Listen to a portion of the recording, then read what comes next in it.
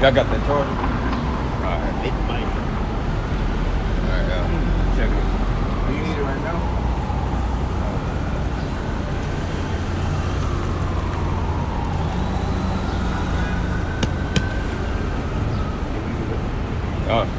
Open it up. Shalom. Shalom. First and foremost, we're going to give all the praises, honor, and glory unto Yahweh Bahashem, Yahweh Shai Bahashem Kangadash. double honors to the apostles and elders of Great Millstone who root and teach well, walk, rock, and thumb, and to the hopeful elect. Alright, now today through the Spirit, we're going to be touching on how all hell is literally breaking loose. You know, a lot of people do not see it happening, man. Alright?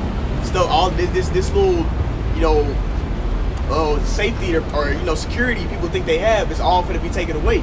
You have people that think they got enough money to make it through these times or enough food stored up. Alright? But the Lord's going to get ready to hit this place with all types of plagues and different, you know, points that people ain't used to going through. You know, it's going to be a time like never before seen that you can't prepare for unless you had the Lord with you. If you don't have the Lord with you, you're not going to make it through these times you're coming into. God. I'm going to jump into 1 Thessalonians, the 5th chapter. Yeah, this is the book of 2nd Ezra, chapter 15 and verse 27. I'm going to start at verse 26. For Yahweh Bahashem Yahushua knoweth all them that sin against him, especially his people, man, you so-called Black, Hispanic, and Native Americans. Why? Because the laws, statutes, and commandments were given unto us as a nation. Right? When you read Exodus 24 chapter, right? And breaking the laws, statutes, and commandments pursuant to 1 John 3 and 14, it's like it. 1 John 3 and 4 is what? Sin. Right? So the Lord knows every single Israelite, you know, who are not keeping his commandments. Right? And it says, and therefore he delivered them unto death and destruction, and that's what's coming unto you. Prime example, look at those 10 Jakes and Eves that just got shot up at Tops, you know, at that market, you know, from that Edomite sniper, man. And he did the Spirit of the Lord was upon that Edomite. He did a beautiful job, you know, and our people tripping out over that. All right, when we've been telling you, get used to seeing the Lord raising up the death tolls, man. Instead of one getting shot here or one getting shot there, you're about to being taken in a great number, as the book of 2nd Ezra, the 8th chapter says, man. So the Lord, he stacked us some heaps this weekend, man. You know, so all praise to Yahweh Bahashem Yahushua. You know, but at the same time, that shall also cause you Israelites to repent, man, and take this serious. See, we're not out here to waste our time. We're not out here to waste our time, man. You know, what we've seen is a vision from Yahweh Bahashem Yahushua. You know, and what that vision entails is great destruction as well as great salvation. And you want to be on the latter end of that, man, which is that salvation part. But it starts with you repenting, man. One more scripture, you got it. Verse 27, for now are the plagues come upon the whole earth. Yeah, that's right. Now are the plagues come upon the whole earth. We're not waiting for the plagues anymore. They're here, as Brother Gabar had put in the chat the other day to remind people, man. Hey, we're in the plagues, man. And what the Lord say previously in this chapter, 2nd Ezra 15, he says, I'm going to bring plagues upon Egypt as I did before, letting you know where you at, man.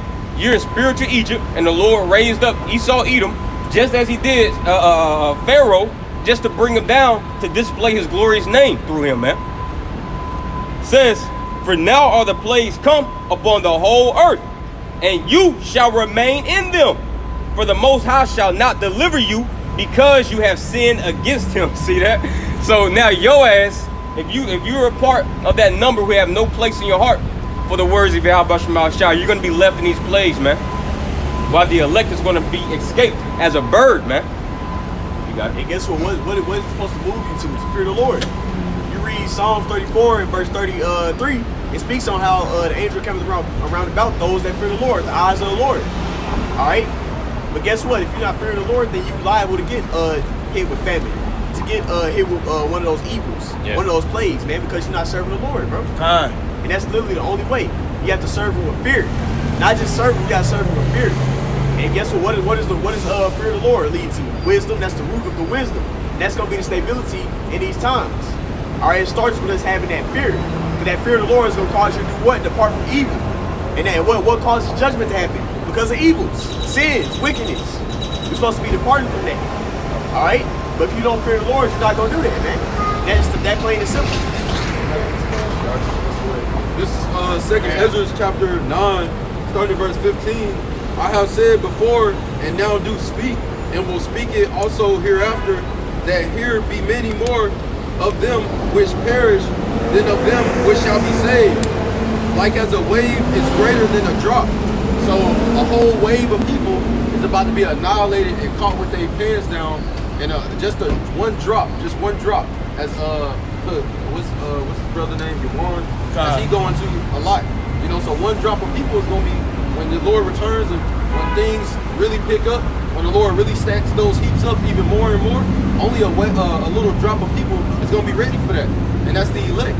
You know, and I also want to go into Matthew 24 verse 44, because only that amount of people is going to be on their watch, but that means everybody else is not going to be on their watch for these things to happen. They looking for this place to continue. They looking for gas to go back to 150, 149, 140. they looking for bills to drop back down. For they say the sea is over. You know, that pandemic was the pandemic.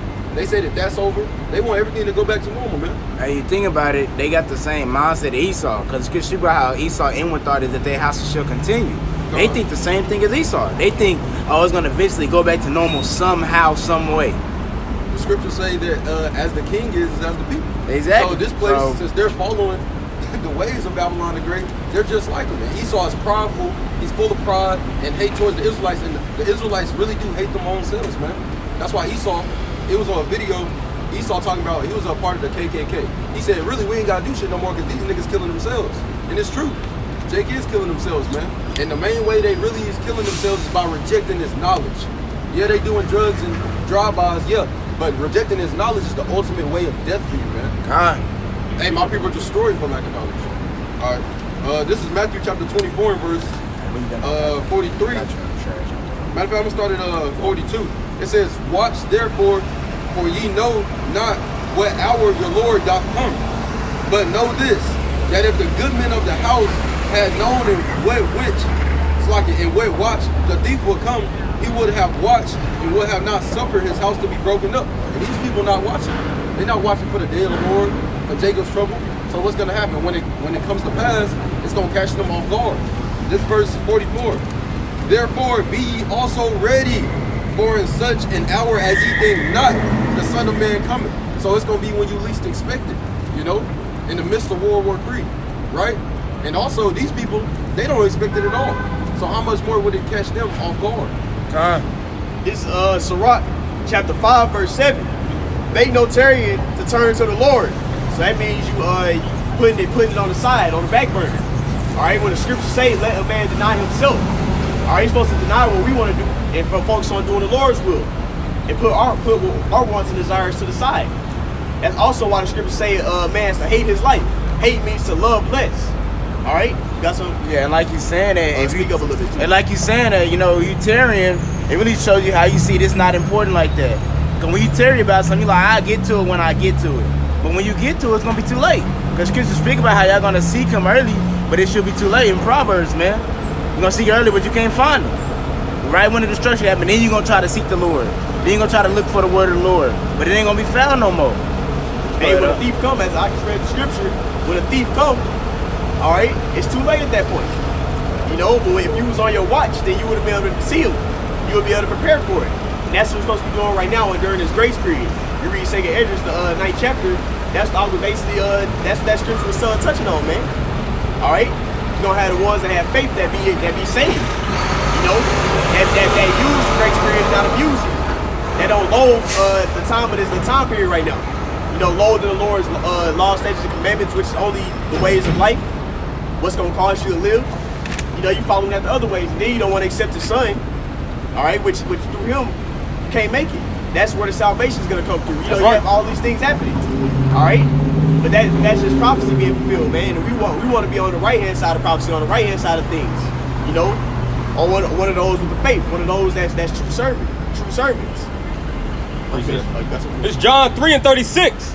I'm gonna start at verse 35. The Father loveth the Son, and hath given all things into his hand. He that believeth on the Son hath everlasting life. That's Yahushua. What does John 14 and 6 say? It says, I am the way, the truth, the light. No man cometh to the Father but by him. So guess what? Without Yahushua, you can't get to the Heavenly Father. That's right. And then also the 1 John 2, First John, yeah, 2 verse, I believe it's the 20 or somewhere in there, in the 20s, it speaks on how if you're not serving Yahweh Shai, you're not serving the Father. Right. You don't worship Yahweh Shai. Yep. So you got a lot of niggas that's Old Testament only. You know, these guys, they ain't got it, man. And even, not even necessarily the Old Testament only. You can have certain cats that believe in the so-called New Testament and even Yahweh Shai, right? But that's why he said in Matthew 7, right, that I never knew you. They thought that they knew him, but they didn't know him, man. You know? Finishing out, it says, he that believeth on the Son hath everlasting life. And he that believeth not on the Son shall not see life, but the wrath of the Most High abideth on him, man. Shit. So literally, you got a hit out on your head, man. If you're not under the umbrella, if you're not under the umbrella of Yahweh Shai, man. See? So literally, the wrath of the Most High is looking over for you, for evil, man. And that's why we see these particular food riots starting to happen, like over there in Sri Lanka. And you best believe it's coming to America. A lot of you niggas and crackers, y'all about to get starved out, and it's coming from the hand of Yahweh Shai, man. And who can turn it away? Right? He said the plagues are sent. Who shall turn them away, man? Who are you, man? You're just dirt and ashes, man. You don't have control of your own heartbeat. So let alone a damn famine. Let alone the affairs that's happening to these secret councils. You can't even govern your own household. So what makes you think you're gonna go out here and vote to try to make a difference? You can't even get your own household in order, man. So these people, hey, listen, you people don't understand what's about to happen to you, man. And that's why the Akim are going into how it's gonna come up on you as a thief in the night. And this is one of the elements of Yahweh Bahashim Yahweh Shai, right? Is he not known as a man of war? What do warriors do? They attack the enemy when they're at least expecting it, man. See? And Yahweh Shai, he's hitting Babylon from the back. You know, he's attacking Babylon when it says that in Isaiah 47, right? These things shall come upon thee, right? Let's get that real quick. It's the book of Isaiah, chapter 47,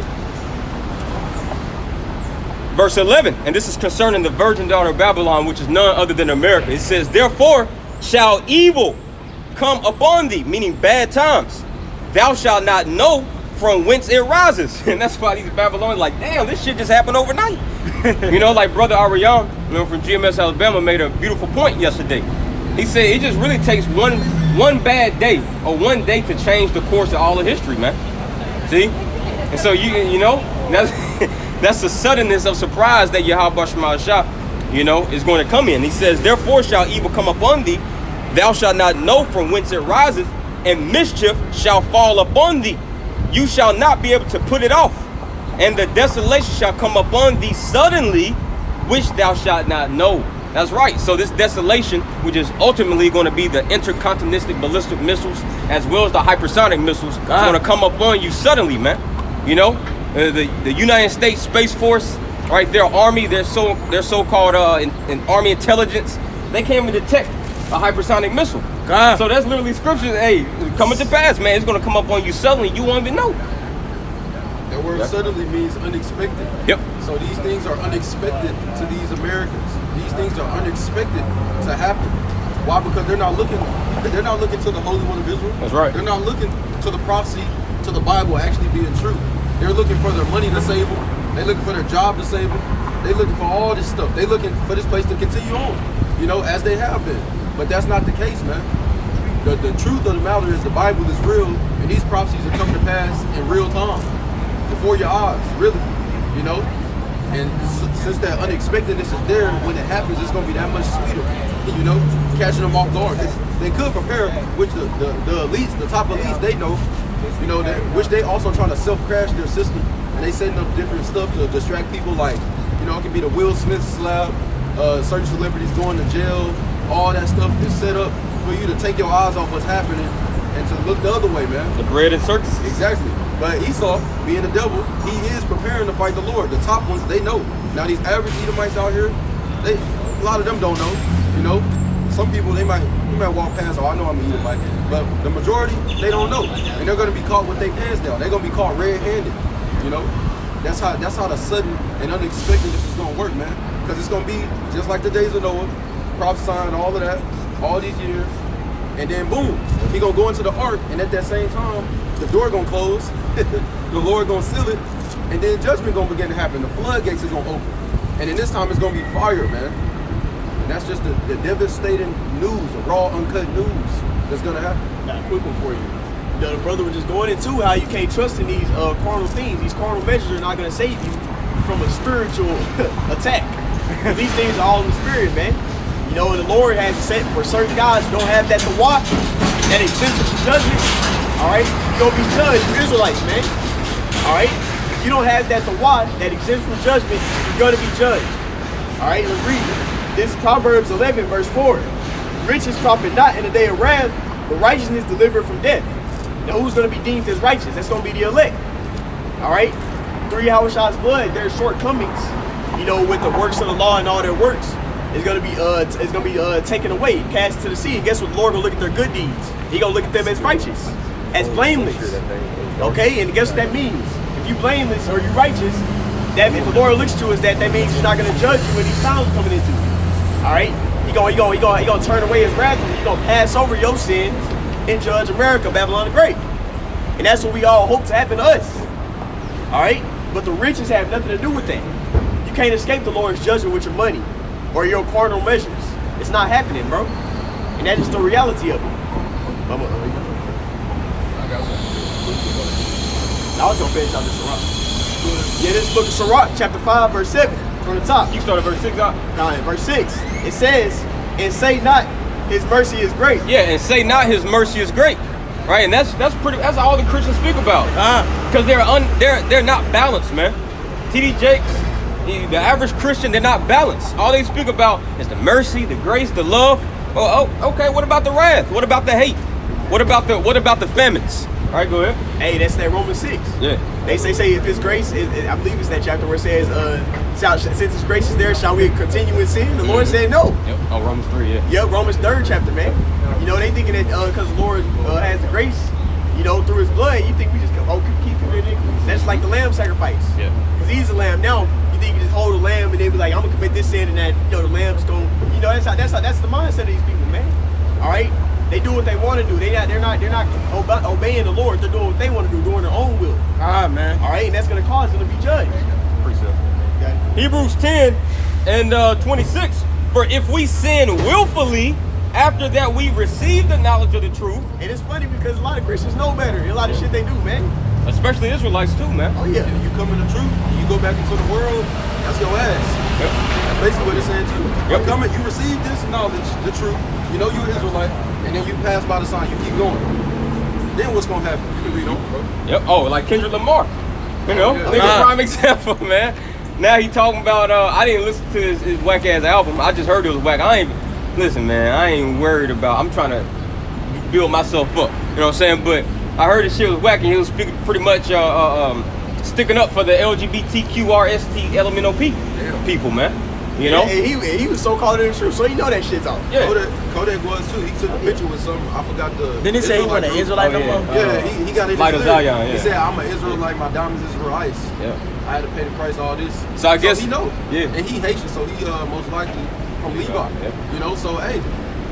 But these people know though. So now that they know and they went back, they turned back to that dog shit, that throw up. What's the judgment for that, man? You can go ahead and read it, bro. Yeah. And I guess Kendrick Black again. Yeah, that's nothing. These celebrities, they stand up for this damn Black Lives Matter, all this antique, all this nonsense. You got some of these rappers that be down with them guys, hanging out with them and shit. But what's Grandmaster Jay? That wicked ass nigga. He set up. All right, exactly. That nigga set up. I think he was with Donald Trump. Exactly. Yeah, he was with Donald Trump. Bro, hey, So was Ice Cube. Ice Cube was too. Yeah. all these people, they're puppets, you know, because they got a will of the devil that they gotta follow. But what's his name? Grandmaster Jay. He set up, and they also made a statement. Esau made a statement. I believe it's 19 something. He said if there is ever a black Messiah, we gotta create it. That's Grandmaster Jay was trying to kind of push that narrative too. You know, and MLK, all these other people. MLK had pictures with the Rothschilds. Like, why is he with the Rothschilds talking about Israelites, equality, all this? Like, man, you know, and why would you want to be equal with the devil? That don't even make sense. The basis of man. And you see, that's how Esau got us in subjection. By creating those damn false dystopian ass like type leaders. Dream, I forgot what it's called, Dream something. But basically these niggas that Yeah, it's dream something. Basically, these niggas. It's really like a mirage. Yeah, these false narratives. Yeah, you in the desert, you know, and you thirsty, you know, and that's the state of our people. And you think that you see a brook of water, but it's not. Oh yeah. You know, but that's what these false leaders are. They're like a false sense of a brook of water, man. But this the true living waters right here. He that believeth on me, as the scripture has said, out his belly shall flow rivers of living water. This the true water, man. Right? What has that done? These false leaders, it made our people go back to not knowing who the hell the enemy are. That's really what majority of these leaders have done. Yeah. You know, put them back in that docile, you know, made them forget all the stuff that's been done to them. Yep. That's what these leaders done, especially MLK. Mm-hmm. All right? And he even regretted what he did later. Hey, you look at Louis Farrakhan. As much as he speaks about the so-called white man or whatever, those people that still follow him, their hope is still really in America. Like all they speak about is like building businesses, generational wealth. But that depends. That's hinged upon America still standing. They speak about you having good credit, get your credit right. You know, they got all these particular systems set up in place to help you be on top in the system to be in this world. But listen, man, that's why there's nothing in comparison to this truth. This truth is pretty much this truth is telling you, hey, America got to go in order for true life and true life in order to come into fruition. True prosperity for our nation this place got to go down first. Yeah. For the true prosperity to happen, because guess who's ruling? Esau, Edom. Yep. As long as he's in rulership, we're gonna stay on the fucking bottom. Mm-hmm. That's these Jakes don't understand. All right, these guys push wickedness, sin, and evil on you. That's why you're so through in the state you're in right now, man. All right, you don't know what the hell your power is. You run around calling yourself black, Native American. All right, that's the red man told you, bro. All right, and that's a lie. The real red man, not Gad. All you tribes are Israelites, man. Yeah. All right, you the Lord's true chosen people. But Esau pushing that narrative on you like you ain't nobody, calling you Ham, or he's saying that you this nation, that nation mixed together, and some other shit, man. Black, Exactly. crayon. You a fucking crayon? Esau, bro, he deceived. He deceived the whole world. Yep. Showed himself that he's God and that we're nothing. That we're Edomites. Esau fucking around tell you that. He's like, no, you're heathen, you're Edomite. You're damned to destruction. That's why I'm up here and you're down there. But really, it's out of order right now. Where'd you go? And that's when the peace gonna happen, when the order get pushed. Oh, that's without no order is no fucking peace. That's what peace means. All in order. So if there's lawlessness in the land, there is no peace. And if there's lawlessness in the house, the woman over the man, he want to iron her clothes and wash all the dishes and cook the food when she wake up and she put on the suit, tie in the pants and go to work. That's not right, man. It's something awful. That nigga is a punk, bro. That's a punk ass nigga right there. And ain't gonna be no peace for that man. You know? Before you do. Just also, you have Esau. They have their little laws and orders, but it's not governed through the laws, statutes, and commandments. Because that's the doctrine of life. That's what's gonna bring the true prosperity by the laws, statutes, and commandments being pushed, not by these weak ass laws Esau pushing, man. All right, all that immonism, all that nonsense. That's wickedness, man. And that's why it's no fucking peace. And you look at the stuff they pushing, it's complete opposite of life. The alphabets, the fruits, that's not life. Life not being pushed through that. Hey, scriptures tell you transgression increases when the vilest men are exalted. And that's what you see on display right now, man. You know? Okay. But it's Hebrews 10 and verse 26 again. If we sin willfully, after that we receive the knowledge of the truth, there remaineth no more sacrifice for sins. So Yahweh, you're not going to be covered over the blood over Yahweh, man. Because you do as thou wilt. Yeah, you're trampling upon the blood of Yahweh. You're treating his blood with contempt as if it's some light thing. But this is why scriptures speak about his blood being precious. Precious goes into what? Rare. If you found a pearl, you're not going to trample all over that pearl. Just toss it anywhere. You just bring it with you wherever you go. You're going to keep that pearl locked up somewhere. You're going to keep it safe. You're gonna make sure you do what you got to do in order to keep possession of it, man. And that's what the elect is doing right now. They're doing what they have to do. Fasting, meditating, praying, reading, studying. Listen to videos, right, to stay in this truth, so we don't fall out. And then there will be no more sacrifice for us, man. Right? And the Christian church, well, you go back to Sirach, the 5th chapter. That's where we got this from. Let's read this. Sirach chapter 5, verse 6. It says, and say not, his mercy is great. He will be pacified for the multitude of my sin. Yeah, go ahead. for mercy and wrath will come upon him. Yeah, and that's what we're doing, man. We're showing you what the scriptures are showing you. We're just vessels, right, to show you what the scriptures say, because you don't read. You people don't understand what it's saying. We're showing you through the scriptures that the Lord, he's get Isaiah 45 and verse 7. The Lord, he's good and he does evil, man. All right? He's omnipotent. He's all powerful. He's all knowing. He's a perfect balance, man.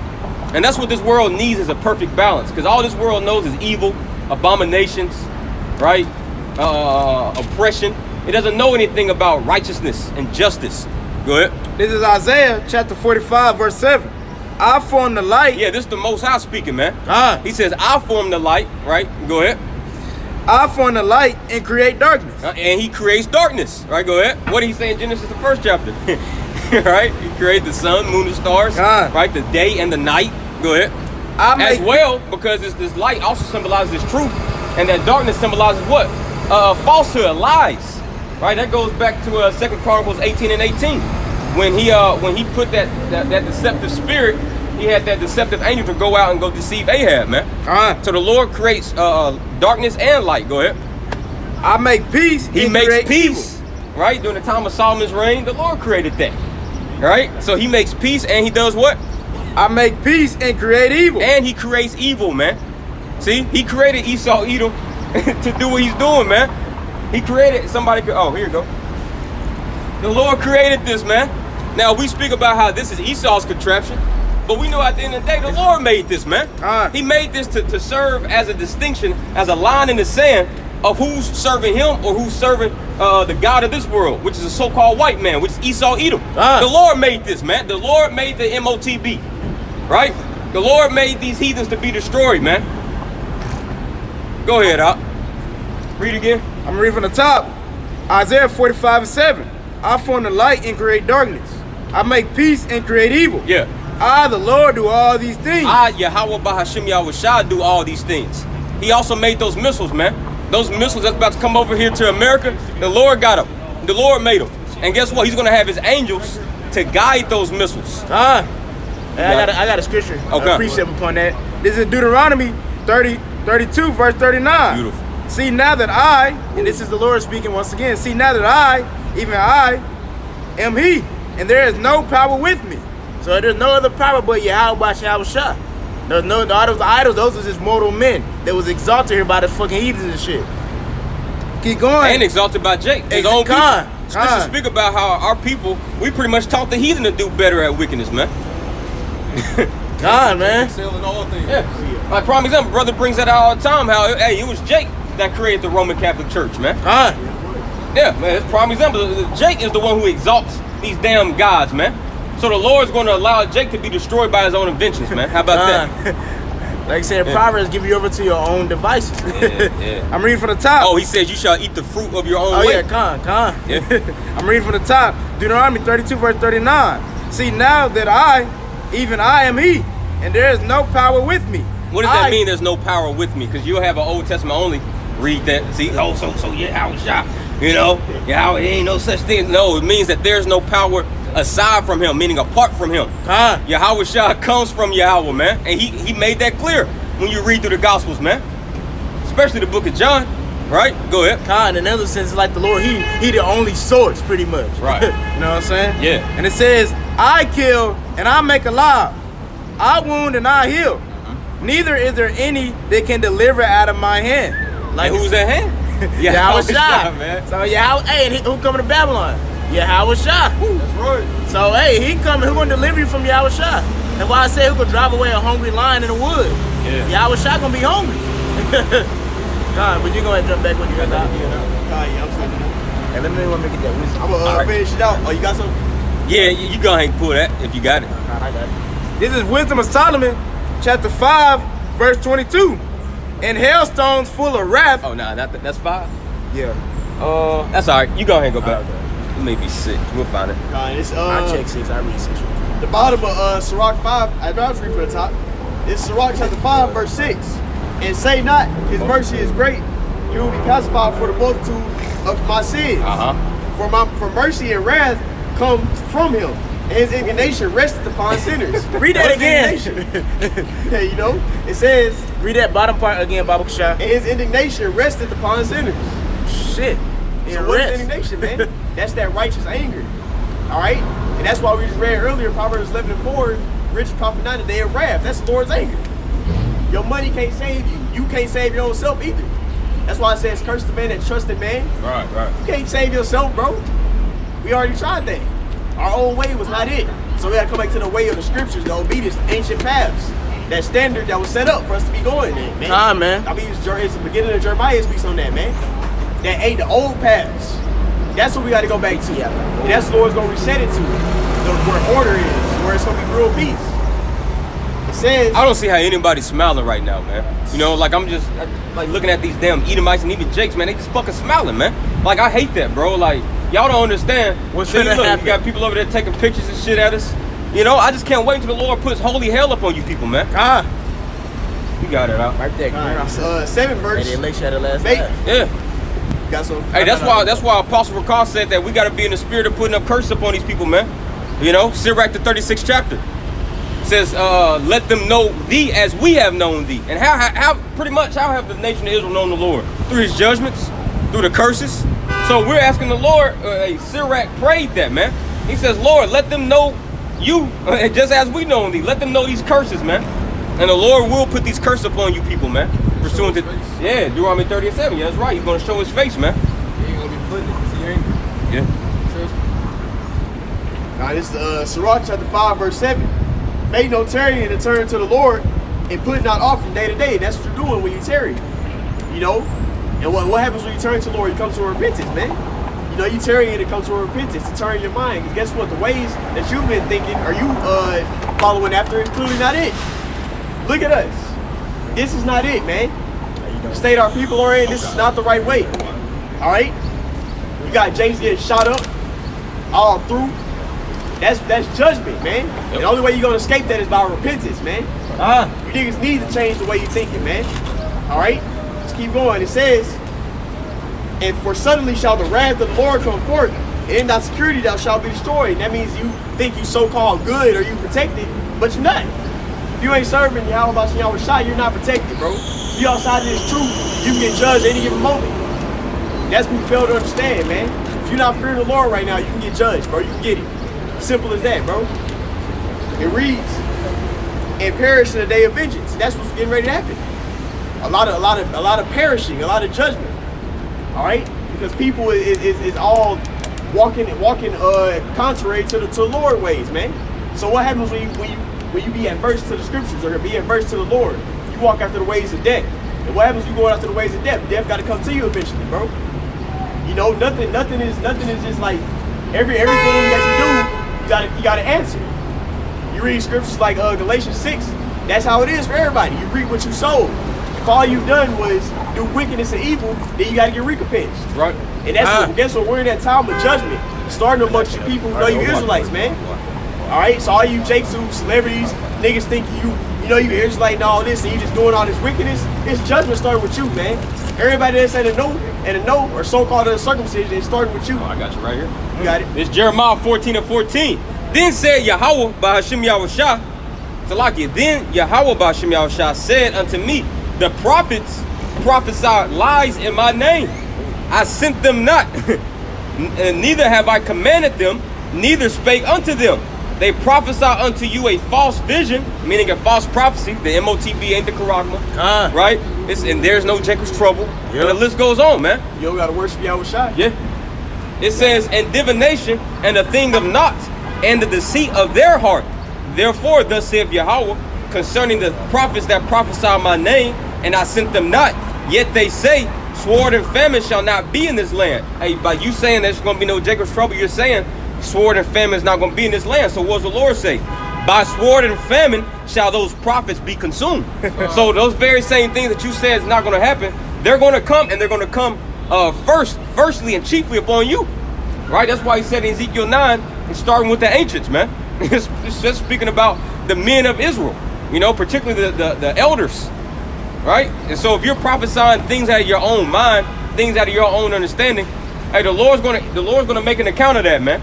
So this is why, as well, as we speak about, the 2/3 of our people being destroyed, we understand that the Lord is starting with his own household, man. He's cleaning the house, and this is why, we're doing everything we can, according to the ability given us, to teach what's been taught, not to divert from that path, to believe in what's been taught, not to divert from that. 1 Timothy 4. You can grab that up. 1 Timothy 4, you can start at the 15th verse. Right? Because this is how you're going to be saved, man. Is that 15? Yeah. This is 1 Timothy 4, verse 15. Meditate upon these things. Yeah, meditate upon these things, meaning to contemplate. Go ahead. Meditate upon these things.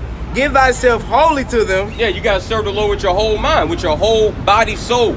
All right, go ahead. That thy profiting may appear to all.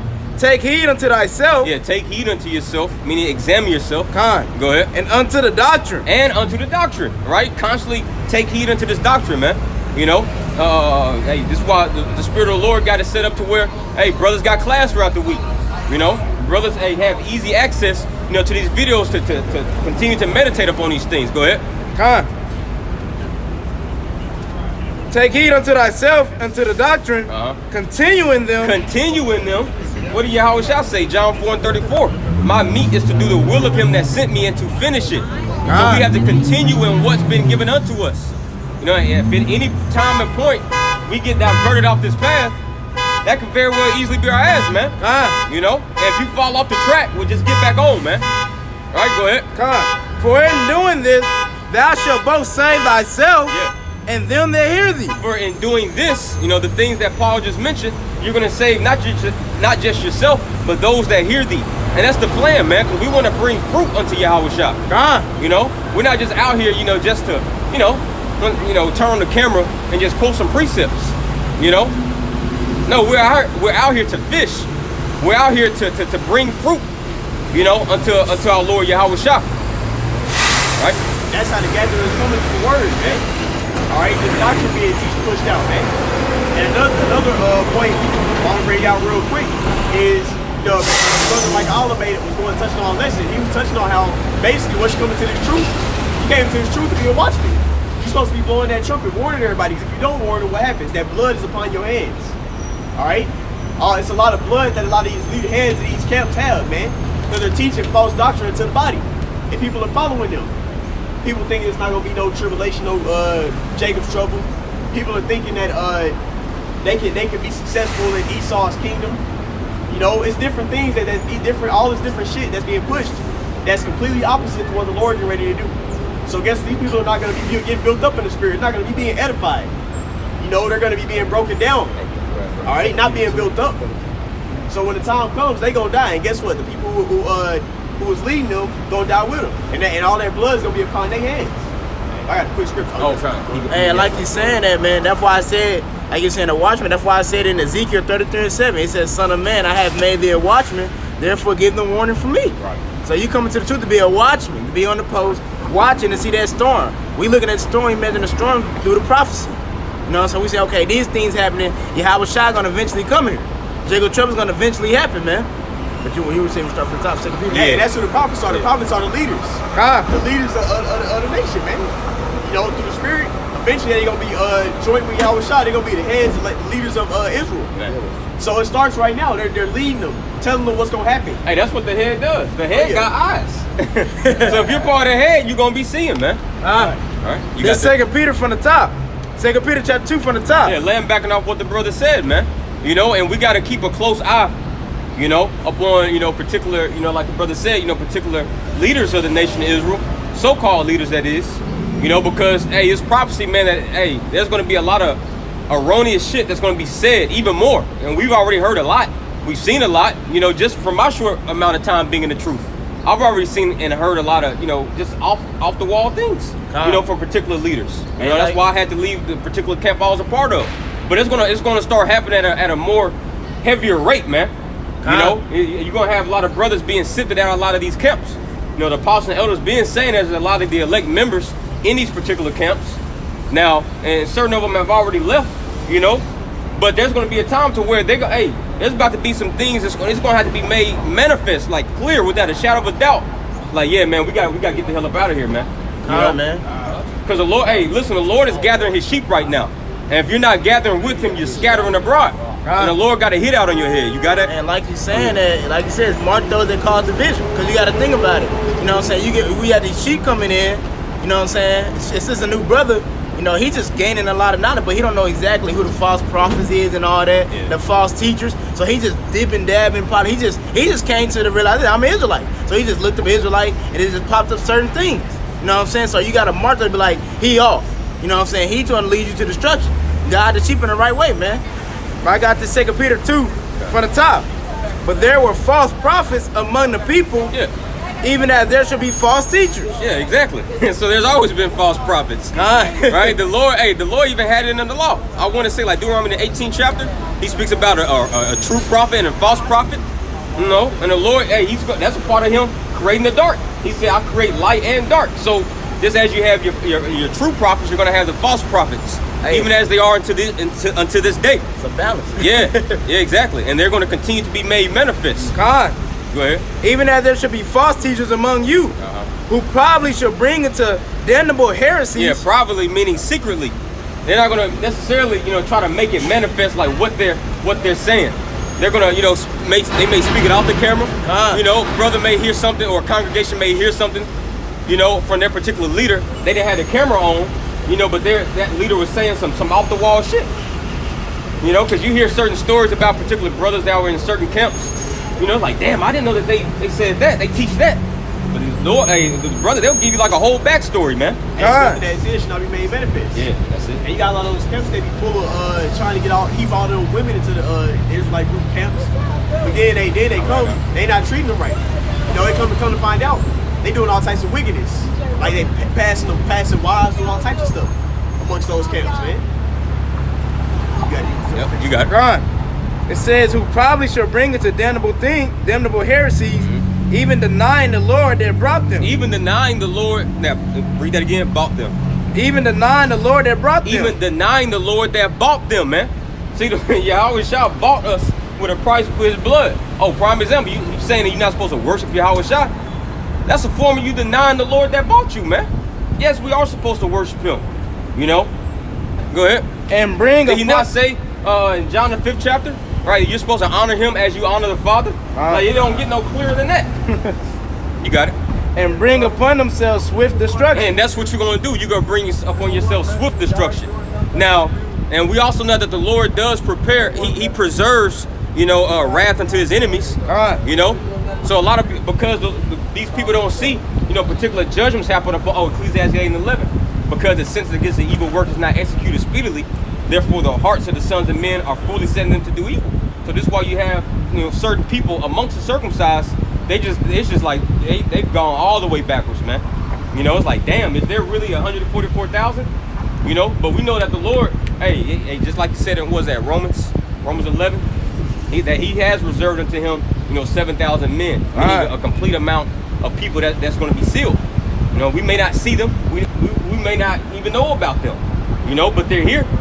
In spite and in the midst of all this turmoil and confusion, and false doctrines, we know that they're here. And the fact that we know that they're here is because we see all these plagues that's coming upon the world, man. And we see clearly that the angel's about to let go of these 4 winds of destruction. They're about to let it blow up on this place, man. America's about to get burnt to a crisp. Jeremiah 51 and 25, right? And this is going to make it a burnt mountain. So we see that coming to pass, right? We see China, North Korea, right? Russia, speaking about bombing America, nuking America. So we know that the Lord got his sheep somewhere tucked off, being sealed, man. Right? Go ahead. Y'all had something? God,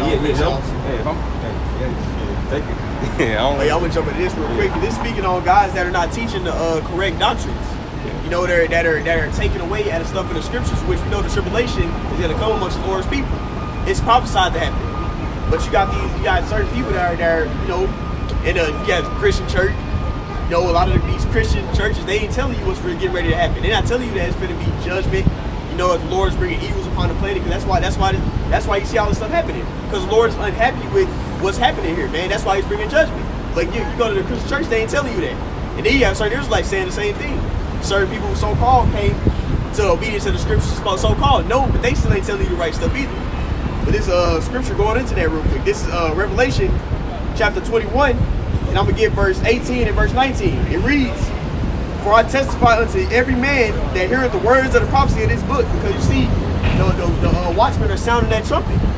Yeah, this truth is going amongst the four corners of the world. People, everybody's knowing who they are. You know, all this is happening. All right, the word is out, and the prophecies are being told. The thing, prophesy means to say before it happens. That's right. All right, that means you have men that set up that saying what the Lord is ready to do before it happens. All right, it reads, "If any man shall add to these things, Yahweh Shai shall add the plagues which are written in the book." Woo. So guess what? These plagues that you see happening on this planet Earth are already being done. So guess what? If you're not in the right spirit, all right, doing the right thing, then you're gonna be caught up by it with the plagues, man. You know, all this, you have gas prices going up, you have all these sicknesses being on the planet Earth. Those are plagues, and if you ain't serving the Lord, then you get hit with them. All right, What you supposed to be doing though? You said doing the right thing. What you supposed to be doing right now? You're supposed to be fearing the Lord. How do you fear the Lord? By departing from evil and hating you. That's what you gotta be doing right now. The scripture says, Sirach chapter 1, 20 and 21. When you fear the Lord, the wrath is gonna turn away from you. The plagues are here on the earth already. So the only way you're gonna get away from the plagues, you're gonna escape them, is by the fear of the Lord. You don't fear the Lord, you're gonna die. Bottom line.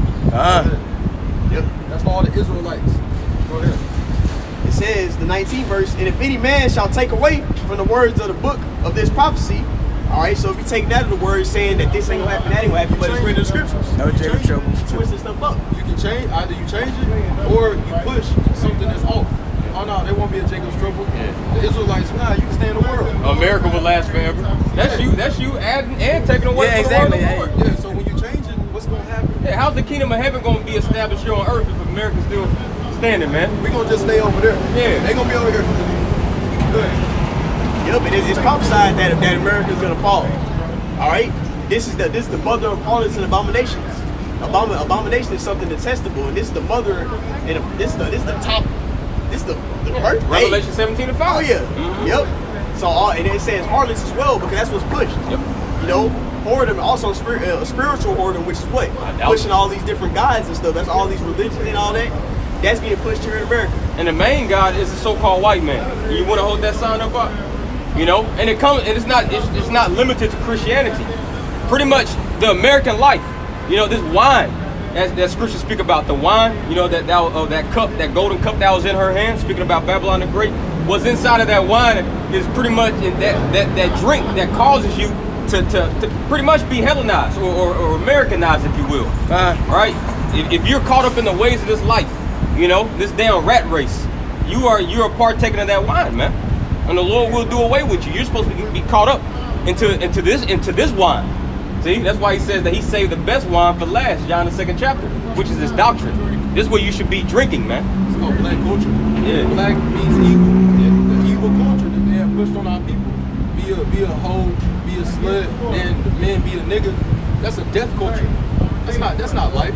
This is life right here. Following this. This is life. And that's why we're telling our people to come back to this type of understanding, man. That shit gonna get you killed. This 2nd Ezra 15 and verse 14. I'm gonna read it in GNT version. And hey, the scriptures got it wrong, uncut, man.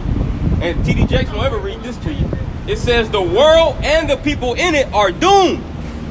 Doomed. Read it again. The world and the people in it are doomed. That wave. Yeah. Compared to the drop. Yep. And like you saying that, it's not talking about because of course they physically there, but you got to think about the elect is there too, but they mentally there. You know what I'm saying? They in the world, they looking for the ways of this life, while the elect is they're focusing on the things of heaven. You know what I'm saying? But you go ahead, you got something? The scriptures, because he said the world and the people in there are doing, there's many more on that broad path than this path. Yeah. There's few are going to find this path, right? That are actually called and actually come back to the obedience of the scriptures, to the Heavenly Father, right? That broad path, there's so many people on that broad path dying, because on the straight, you got to walk alone. It's so narrow that only one man can enter at a time. But on that broad path, I can walk with my friend, everybody, the LGBT, everything. You can bring your mama, everybody. Everybody gonna go that way, and it's easy too. That's a lot of room. I can drive. You know what I'm saying? It's like a highway compared to a sidewalk, man. Every Monday and Friday, yes, ma'am. Man, Lord willing. Yes, ma'am. Okay. Have a great day. All right. Have a good. All right. Be careful out there. Y'all be careful right there. Yes, ma'am. Yes, ma'am. Thank you. Is it more? Yes. Yeah. Verse 15. The war that will bring their destruction is very near. Come on, man. Like, it's clear. It says nations will arm themselves and fight against other nations. There will be great political turmoil, with one group trying to overpower another and gain control while ignoring the legitimate government, which is what? Yahweh Shema Shah. And we see all these things coming to pass, man. And it says there will no longer be free access to the cities. What is that? Lockdowns. Martial law. Martial law. Right? Oh, and Spirit had me do a video last week. Biden, amongst all the stuff that's going on, Biden, he's signing he's signing a law. Well, I wouldn't say a law, but signing something into fruition, pretty much, where he's going to fund these particular police departments $10 billion to basically militarize them. 10 billion, like, let that sink in. Not 1 billion, not 2, but $10 billion to militarize the police. What you think that's for? And just so happened, you got talks of food famine, diesel shortage, and along with the diesel shortage, what does that mean? No more goods coming to your grocery stores, man. So this is why he's spending $10 billion to militarize these particular police departments, because this scripture coming to pass. You wanted to go into a city, but you can't, because martial law got these things shut off, got the city shut off. And this is what the apostles and elders of GMS been teaching. You know, when it looked like times were good. You know, when things weren't, nobody was even thinking about this. But see, we see these things coming to pass. What is that, Ezekiel 33 and 33? When these things come to pass, then you shall know a prophet have been among you. Hey, like you said in 2 Esdras 16, man, it said that they supported their goods for lack of food. So Biden was like, okay, I'm gonna get that's why he got all those things, man. You know what I'm saying? Because he's like, okay, like I said, I know y'all know the Snicker commercial, you're not you when you're hungry. So diesel short, hey, people gonna start acting a fool, man. So the cops, they're gonna be duked up like the military, and they're gonna be ready. The actual military gonna be here. Exactly, Watch too. all the movies like I Am Legend. Before, you know, on the opening scene when it's showing the city's all empty. What you see tanks. You see concrete pillars like blocking off certain streets. That was martial law. You also see the gas at like 650, 670 something in the movie, right before shit hit the fan. So it's telling you what's gonna happen. They're throwing it out there because a part of these rituals, they gotta tell you what's gonna happen. They gotta tell you what's gonna happen, what they're gonna do before they do it. That's a ritual that they do, you know. So they're showing you in the movies. Biden, you know, hey, they told Biden, you know, about inflation. He was like, that's an asset, you know what I mean? So and they've been, bro, it's that serious. But these people, they don't care. It's in your face. It's right there. It's just you're blind.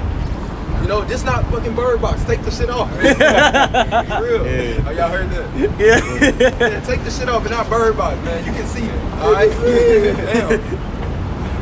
I got screwed. Okay. Ain't no pictures, nigga. This is 2 Esdras. Hey, you believe America gonna be destroyed? I think it's well on its way. All right, good. You gonna be destroyed along with it. You got it, huh? This 2 Esdras chapter 16, verse 6. Hey, they can't deny it. They can't deny it no more. It's inevitable. Hey, yeah, let's talk that one dude. What's the dude that I actually follow on YouTube? That one dude, anyways, the Edomite dude. He was, nah, it's another dude. He know too. He good for Edomite right there. But anyway, he was sitting on a podcast, and it finally hit him. It hit these Edomites real hard. Two dudes sitting there talking, older Edomites. They was like, bro, it's really over. Like, it's really, really over. They just kept on saying, you seen it? Yeah, I seen that. Even what you saying that, like you was talking about the shooting with the damn Edomite, even he said he feel like, pretty much he said, I feel like Jacob finna supplant me. Wow. He literally said, I feel like white people finna be replaced. Man. They already know. Be replaced by the children of God, man. God. The Israelites. You know, starting with us men. And this is why they finna come down with such great wrath. Exactly. Yes, Hey, sir. just like that little cracker boy that shot up them 10 Jakes yesterday or the day before yesterday. Yeah. Man, they doing that because they know that they about to be supplanted. Hell, I'd do the same thing if I was them. They losing their mind. They just going, this their world, man. So, you know, and that's just judgment. Whoever they get, it's just judgment, man. Imagine being in your own kingdom and you gotta admit, yeah, I'm about to get out of power. Bro, like that's... I'll be mad. I'll go, you know, blow up.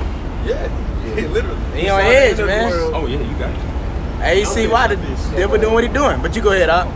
Oh, good. Yeah, I'm finishing out this Revelation 21. And I'm gonna get verse 19. It said, if any man shall take away from the words of the book of his prophecy, Yahweh shall take away his part out of the book of life. You cannot change this. You change it, you fucked up, man. If you change this and you preach it different, you gonna get added the plagues unto you. And then, hey, just like the brother read earlier, you saying it's not gonna be a sword and famine in this land? This sword and famine gonna come upon you. The Lord gonna clarify it directly. He gonna be like, okay, here it is. You see it? Taste it? Okay. Go ahead.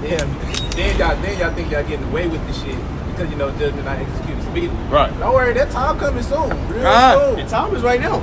If you outside of this truth, you can get judged any given moment. And guess what? It's even people that so called the truth, but you got errors and flaws. You taking away from the book and all that. So guess the Lord gonna take away you from being of the elect. Because you want to take away out of the scriptures. You're not teaching the doctrine correctly. You got to teach it correctly 100%. All right. And it really show how simple our people is because here it is. This nigga Esau, he do it all the time. He let you stack up all them crimes and shit, then he get you when it's at the peak. Yeah. Who you think he got that from? He got a God like complex. He got that from the Lord. Yep. So how much the master of the universe, the one that's in the judgment seat, he letting you just stack up sin and turn to iniquity, and he's like, okay, I'm gonna finally recompense you. That's just to clear you off the face of the earth. Exactly, man. That's scary, man. Huh. The Lord ain't gonna, he ain't let that happen to us though. He just punished us. Directly. All right, man. Get it from the jump. How you go ahead out though? It reads, and out of the holy city and from the things which are written in this book. So you have no part. You ain't gonna have no part in deliverance and salvation, none of that stuff if you're not inside, if you're outside of this truth. Outside the order. Yep. You know what? That's the spiritual heart. You know what you're gonna have part in? You're gonna have part in death, man. You're gonna have part in death in different kind of ways. You woman that's going to war, you know, y'all done, bro. I got a sister that went off to the military. What do you think gonna happen to her? She fucked up, and then it's crazy because my brother, he not in the truth. My brother had told her, he was like, what you doing? You know it's gonna be World War III. You know you're gonna go to Ukraine, you're gonna go to Iran. You don't even know. But he was telling her that. And she like, man, fuck all that. Hey, you already know she going to Ukraine, man. She gonna get, bro, you women are about to awake to a harsh reality of a large amount of testosterone in your mouth, man. For real. That's what's about to happen. I had seen a video this morning. I think it was on IG. It was in Brazil. This chick, it was this young girl. You know, probably like early 20s. But you know, but she was outside, you know, with damn booty shorts on, you know, and one of them spandex bras, you know, showing all her shit. And her ass just got snatched up by by a group of 2 or 3 men. That's coming, bro. Hey, a lot of you women finna start covering up. It go van right You gonna start being keepers. Yeah, it's gonna van right there. Hey, the windows right there. You gonna Hey. see that motherfucker screaming. There's gonna be 6 niggas in there. Yeah. 6 Edomites. That's the real niggas. Yeah. Bro, them Edomites, they worse, man. They into some foul stuff. You won't even be able to, you know, fathom. But then you gonna have to you got to go through that. You know? Good point too. That just shows you how weak American military is. Look who the hell they put in the military. They putting people who don't got no type of fighting experience or nothing. And then people, as he just said, his sister, hey, she ain't ready to go to no damn war. Fuck She in the military, man. She got asthma, man. You got these other countries. They got yeah. You got these other countries. They got they got super soldiers. They got people that's been trained since they was young to go to war. But you got America putting all these niggas that can't even run 1 mile. You know, without falling on the ground, crying. You know, probably start crying. You gotta run 1 mile. These niggas is not ready for a damn war, man. They get done. All they do is smoke weed, eat unclean foods, and simp. Just a bunch of waste of fucking breath, man. They gonna be wiped out in that war, man. Another thing, America used to be the hammer of the earth, but it's not anymore. So they still got that like I'm puffing at my enemies type shit, but the enemy, he not flinching no more. There was a time where you buck at America, buck at somebody that flinch. They not flinching no more. I think it was Putin. He said we got the capability. I think it was Putin. He said we got the capability to destroy America or somebody like NATO. in 30 minutes. NATO, Yeah. bro, like they're not bucking at you no more, bro. And America think that's still there. No, it's not anymore. Everybody got their hands on that nuclear fire, you know. And then guess what? Those horns is coming. They leaving. Oh yeah. That's France, the other places trying to leave that shit. They ain't trying to be in alliance with NATO no more. they like America All right? way over there. And that's like I remember you made the beautiful point there last camp. I was about to basically going to how like a heart has vessels, and that's how the horns is to America. They leave it. They're like, man, F this.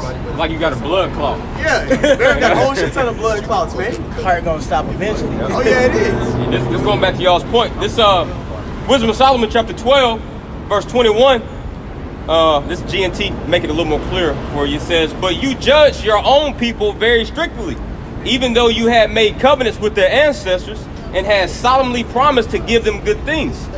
Yeah, that's us. He judged us very strictly, man, as we deserve. Right, verse 22, yes, you punish us, but you punish our enemies 10,000 times more. Come on, man. He says, yes, you punish us, but you punish our enemies 10,000 times more. So listen, man, the things that we went through, man, it's going to pale in comparison to what Esau and all these other nations about to go through, man. You know? And this is why Elder Yashwama made a point. This is why Esau is pretty much trying to forge his birthright electronically, you know? By using science, he's trying to, you know, get his birthright. Artificial birthright. Because Esau knows what's coming down the pipeline for him, man. Hey, he's literally looking at his destruction. You know, NASA cut off the feed. Elder Aryamla did a live video the other day. How NASA cut off their live feed. They saw the fathership. They saw the other chariots out there in space, and they was just inching their way closer and closer to planet Earth. So Esau knows that his destruction is not. Cut off the feed. Esau is knowing that that's good destruction, and it's just fucking with you know coming in. They cut it off, cut that shit off. Yeah. Hey, I got precept though. Sirach chapter 40, starting at verse. Sirach chapter 40, starting at verse 8. It says, "Such things happen unto all flesh, but man and beast, such things happen unto all flesh, both man and beast, and that is sevenfold more upon sinners." So these things happen to all flesh, but it's even more rigorous and harsh unto sinners. It reads, verse 9, "Death and bloodshed, strife and sword, calamities, famine, tribulation, and the scourge. These things are created for the wicked, and for their sakes came the flood." So everybody gotta die, right? Everybody gotta die, but how do you die? Enoch was translated, right? Okay, boom, Enoch was translated. These people in today's world, they're gonna die by famine, being raped to death. Oh, Jeremiah 15. Yeah, it's sevenfold worse. You can die, you know, death isn't, you know, some, you know, it's just a transition, but how's the Lord gonna take your ass out? Is he gonna translate you because he pleased with you? Or is he angry and upset so he gonna put your ass in hellfire? You know? What's gonna happen? That's all I got to do. It's Jeremiah 15 and verse 2. "And it shall come to pass, if they say unto thee, whither shall we go forth? Then thou shalt tell them, thus saith Yahweh, such as are for death to death, and such as are for the sword to the sword, and such as are for the famine to the famine, and such as for the captivity to the captivity," man. There you go. Plain and simple. And if the Lord ain't helping you, how can I help you? You know? That's why scripture say. 2 Kings 6. What y'all was trying to say? He said, "Let him that's unjust be unjust still." Yep. All right, let him that's righteous still. He said, and guess what he said after? He said, "Behold, I come quickly." So the Lord ready to come bring judgment. That's right. All right, and he also ready to come deliver. He come ready to bring salvation, and guess what? Bring judgment. So all you niggas that's outside, that's not meant to serve the Lord. That's right. That's judgment coming to you. Hey.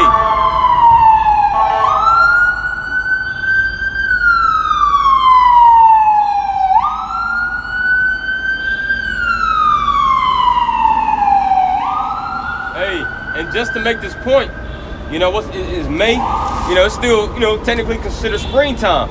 Hey, yesterday, Texas, with DFW area, you know, which is where we at, you know, it broke its record for its high temperatures since like 1925. It was like 97 yesterday, and today it was like 97 and 98 again. Well, damn.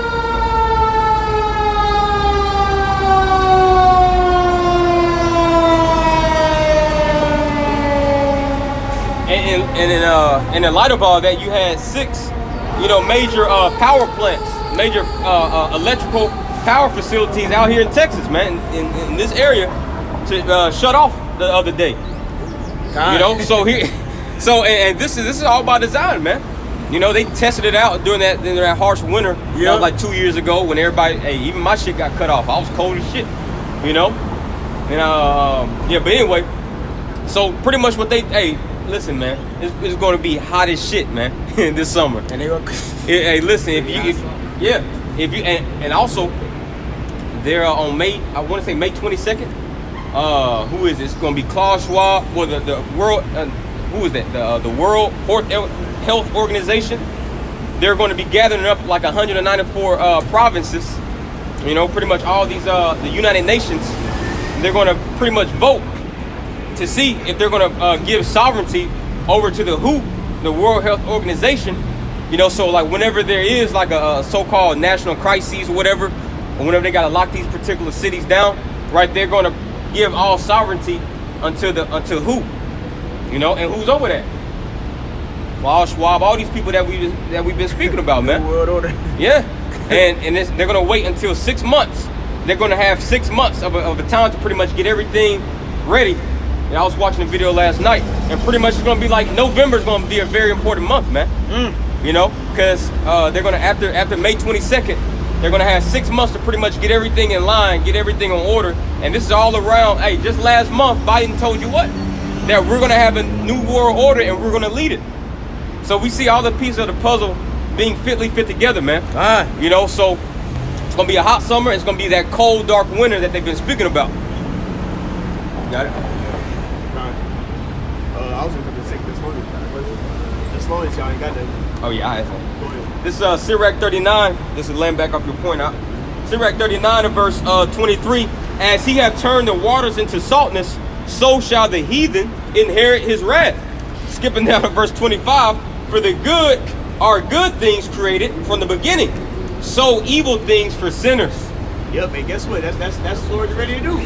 The Lord literally created people so that he to do wickedness, do evil, to not receive this message, so he can kill them later. Right. That's what the Lord did. That's his will. And what do we got to do? We got to align ourselves to the Lord's rule. And a part of the Lord's rule is everybody ain't gonna get delivered, man. All right. That's just the reality of it. Okay. You got something else? Nah, y'all got it. All right. I'm gonna jump into 1 Thessalonians. This is the book of 1 Thessalonians. All right, chapter 5, and I'm gonna read starting at verse 1. It says, "But of the times and the seasons, brethren, ye have no need that I write unto you." So guess what? Scripture speak on how, speaking of that point right there, you read Matthew 24, it speaks on how we're supposed to measure the time. No, not measure time. It speaks on the when the branch is yet tender, you know summer is not. All right, so we're supposed to know when our deliverance, when salvation is near. And how do we know that? That's when the Lord is getting ready to come back. And what did the Lord say? He said different prophecies will happen before I return to the planet Earth. Yeah. And these prophecies that he says is going to happen are happening. Rumors of wars. We in the beginning of the sorrows, the beginning of the evils. You have rumors of wars. You got plagues being sent out. All right. You have all types of natural disastrous things happening. All right. These are all things that was prophesied to happen before the Lord came back, and we in that time. So what does that mean? When the Lord come back, he's going to destroy this wicked nation we living in, which is Babylon the Great, being America, and he's going to establish his kingdom. All right, with righteousness. He's going to put all these leaders, you know, which are Edomites, the red men, you know, these Amalekites, which are JEWISHs, man. These are niggas that really rule everything. Wake up! Everybody all worried about the president. I gotta vote. I gotta do that. It don't matter who you vote for, man. The people ruling it, controlling everything, all right, is those Rothschilds, Rockefellers, those Edomites, man. They controlling everything. All right, the Lord is getting ready to set these niggas down, all right? Because guess what? Promotion coming, these from the east or the west coming for the Lord. He's getting ready to put these niggas down and put his people on top, man. That's the season we're in, man. All right? But you people ain't trying to rule. You ain't trying to get the hell out of America. You ain't trying to have no new, you don't want to have a new age of war of righteousness, man. You so caught up in with this age we in right now, this reign of Esau, Edom, and wickedness. That's all y'all fucking care about. Because it's their father. Oh yeah. They're their father, the devil. You don't want your father getting knocked out of power. You know, and that's 2/3 of our people, man. They don't want to see their daddy, you know, lose. Oh yeah. I mean, the next verse it says, "For yourselves know perfectly that the day of the Lord so cometh as a thief in the night." So what did Matthew 24 speak about? We supposed to be ready. All right? You're not supposed to be all simple and all of these stupid things, man. You're supposed to be ready, preparing for that thief to come. That thief is significant for Yahweh shot. That's who's getting ready to come back. Who y'all know as Jesus. His name is Yahweh shot. All right? And guess what he's coming to do? Bring judgment. It says, Lord, Matthew 10, verse 34, "I come not to send peace, but I come to send sword." He coming to set you at variance against your household. He coming to destroy this whole system and way of thinking, this whole Westernized everything is out of the equation. All right, that's what the Lord is ready to do. It says, third verse, for when they shall say peace and safety, then sudden destruction cometh upon them. And who's the main people saying peace and safety? It's our people, man. Exactly. You know, they're saying peace and safety, talking about coming together. You know, they holding hands, you know, in a damn protest, marching down the street. You know, Asian lives matter. yeah, Asian lives matter, man. Listen, hey, destruction's coming up on you quick, man. You got it. I didn't know they had that. Hell yeah. Yeah, they know got, why they got it, when, right? when they had it, when the Asians was getting fucked up for a They little start bit. getting fucked up, so they start saying Asian lives matter. But Bro, we they- been getting fucked up. But now y'all, look it up, man, fuck y'all, man. You motherfuckers gonna get fucked up, bro. For real. Man, but you see, it's being peace and safety is being pushed out. He's talking to all these leaders. Stuff ain't gonna go back to normal. Take the serpent's venom. It be okay. Come to my concert. Whoa, whoa, y'all gotta whoa. get y'all gotta get that thing. They show you and don't look up. Oh yeah. What happened in the movie? Oswald, no, you know what happened in the movie? This is what happened in the movie. This is a good movie. You should watch it. On the movie, the government the entire time kept telling them, don't look up. No, it's okay. Don't worry about it. Don't worry about the comment. They told them the whole entire time until what? Until they finally hit it and they left Earth. Yep. So that's literally, they're showing you in the movie, the media and everything, you know, they're gonna tell you to don't look at the plague, don't, you know. So that's gonna, exactly, it's gonna make them be caught off guard even more. Because That's the government tell them that. They He tell saw his them, power through lies and wonders. don't see? look up. That's what the movie is called.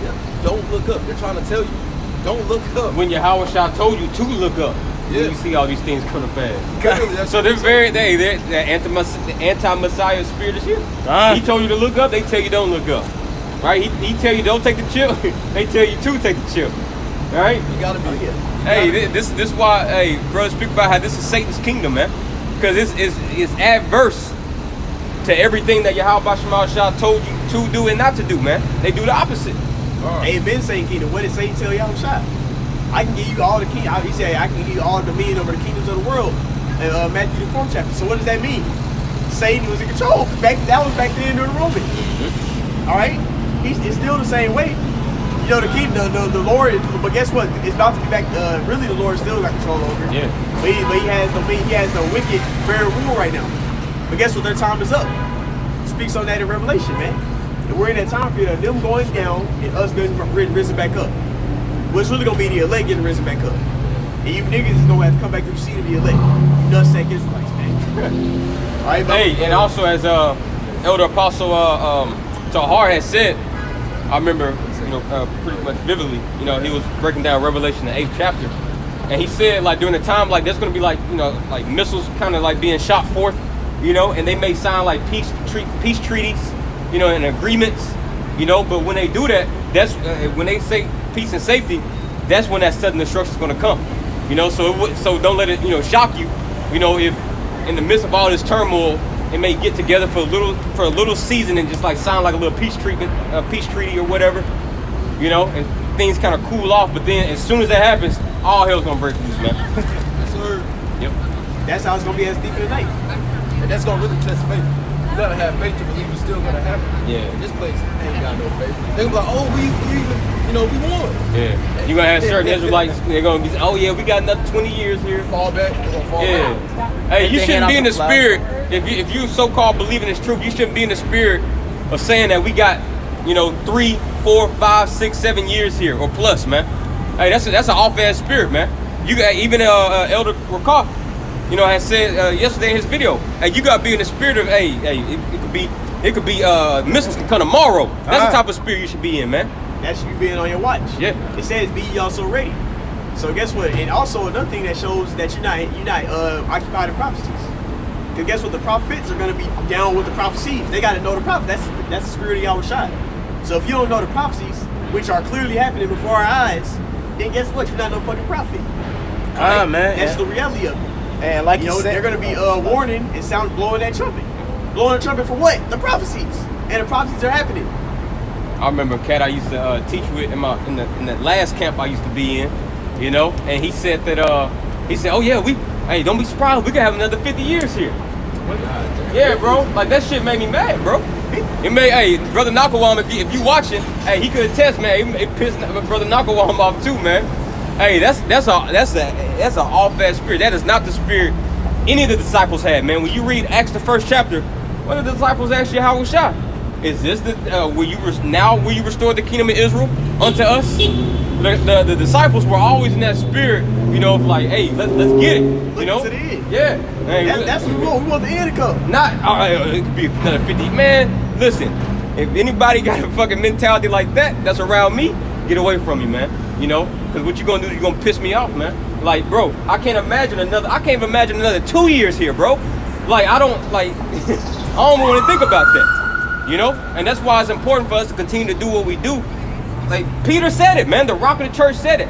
Hastening the day of Yahweh Shema Shah. See, through the spirit and power of Yahweh Shema Shah, we have that power. The more we come out here and prophesy, we're hastening that day. Like, literally, because what is that doing? Matthew 24:14. And this gospel of the kingdom shall be preached to the four corners of the earth, then shall the end come. So the more preaching is being done, the quicker the end gonna come, man. So if you're tired of these damn heathens, tired of going to your damn job, tired of your woman ruling over your ass, keep preaching, you know? And then also you spoke on, we were speaking on the judgment that's coming. All right, and what did Paul say? Woe is me if I preach not. He said that back then. So how much more now? Shit. We in the place. That's the brother. Hey, Akbar said, "Block over here. We living in a place." So how much more woe is you if you ain't preaching at this point? Right, When it's when the prophecies happen at the highest level of man, come on, bro. The men of old desire to see the times we in right now. Right. They just saw visions and stuff of it. We in the time. Right up. So how much more us? Yep, I'm jump back here. I got so. I'm still in the Yep. It says, for when they shall say peace and safety, then sudden destruction cometh upon them as travail upon a woman with child, and they shall not escape. And if you know how those birth pains happen, it comes in like different surges until eventually it just boom, kick off. You know, and that's how the Lord is doing. He having all this stuff happen. It's like in little surges, birth pains. That's how you can liken these prophecies to happen. Contractions. Oh yeah, contractions. That's what the word I was looking for. And guess what? Eventually, it's gonna be boom. The day of the Lord comes. Right. And the ones who's watching, they gonna be the ones that, you know, really, that's gonna be the elect. They'll be the ones that was hastening to come to Yahweh Bashan Shah. They was ready. Yeah. And once that woman's water break, you can't say, hold on, just wait like another day. No, once that water break, baby, it's on. There ain't no stopping it, man. It's full on straight gate. You know, you gonna have to go through that shit. You know. Hey, what did it say in 2nd Edges 16 chapter? It's supposed to how y'all that plagues the city. Yeah. Ain't no coming back. Yeah, you shoot an arrow. You can't. It ain't no fucking boomerang, man. Nope. No, arrow ain't no boomerang. Arrow goes straight to its target. You damn right the plagues don't get ball in this place because the Lord wanted to destroy it. Yep. Them plagues ain't coming back. He's like, man, fuck this place. He said he repents not. Oh yeah, exactly. So when the Lord do something, he ain't changing his mind about it. You got it. Alright, now this is 2nd Ezra chapter 16, verse 16. It says, like as an arrow which is shot of a mighty archer returneth not backward, even so the plagues that shall be sent upon earth shall not return again. He said, I'm gonna smite these with plagues again. Right. Be ready. Oh, I to got do that it. right here. Oh, go ahead. This is in the book of Micah, though. This is Micah chapter 7 and verse 15 in NLT. Yes, says Yahweh Bashem Yahushua, I will do mighty miracles for you, like those I did when I rescued you from slavery in Egypt. So the Lord's going to do similar things, except he's gonna far surpass that, man. God. You know, Jeremiah 16. It shall no longer be said, you know, that the Lord brought us up from the land of Egypt, you know, but that he brought us up from the north country. Verse 16, all the nations of the world will stand amazed at what Yahweh will do for you. That's when it's going to kick in like, damn, he is only dealing with one people. And they're going to be amazed for what he's doing for us. He says, they will be embarrassed at their feeble power. Esau's going to be embarrassed. See, right now he boasts himself, you know, his particular chariots. Right, but when that fathership, man, even before the fathership, man, when the angels come, they making Esau look embarrassed right now. Like, bro, they can't do shit. Like you got chariots hovering over U.S. Warships. Hey, you see they had to come out clean. Yeah, there's UFOs. Yeah, bro, like they look embarrassed. So how much more when the Lord start issuing forth fire out of those chariots, man? They start fighting again, man. Let's read it again. That's why I say there's 13. Yeah. Niggas ain't gonna be ready to fight, bro. They not ready to fight them right now. That's why they made their little space force. Like, that's gonna do some shit. Prophecy gonna still be fulfilled, bro. Yeah. You gonna be scared to fight. The Lord about to harden your heart to fight so he can destroy your ass, make you some fucking missile food, man. I know. Put this shit on fire, and all you people are gonna be straight fucking dust. Uh, All right, you got it. It says, all the nations of the world will stand amazed at what Yahweh Bashim Yahushua will do for you. They will be embarrassed at their feeble power. They will cover their mouths in silence, in silent awe, deaf to everything around them. So they're gonna shut the fuck up, man. You know, because right now, hey, why is this? It says, speak about that horn speaking great things, right? America speaking great things, man. You're gonna shut up then. It says in Isaiah the 52nd chapter, the Lord said He's gonna startle many nations. Many kings are gonna just like can't say. they can't say nothing, Lost man. for words. Yeah. And you got some niggas, some stupid ass niggas that think America go win World War III. Man. Look what they put in the fucking military. Women. Anybody get in the damn military now? Nigga ain't even got niggas.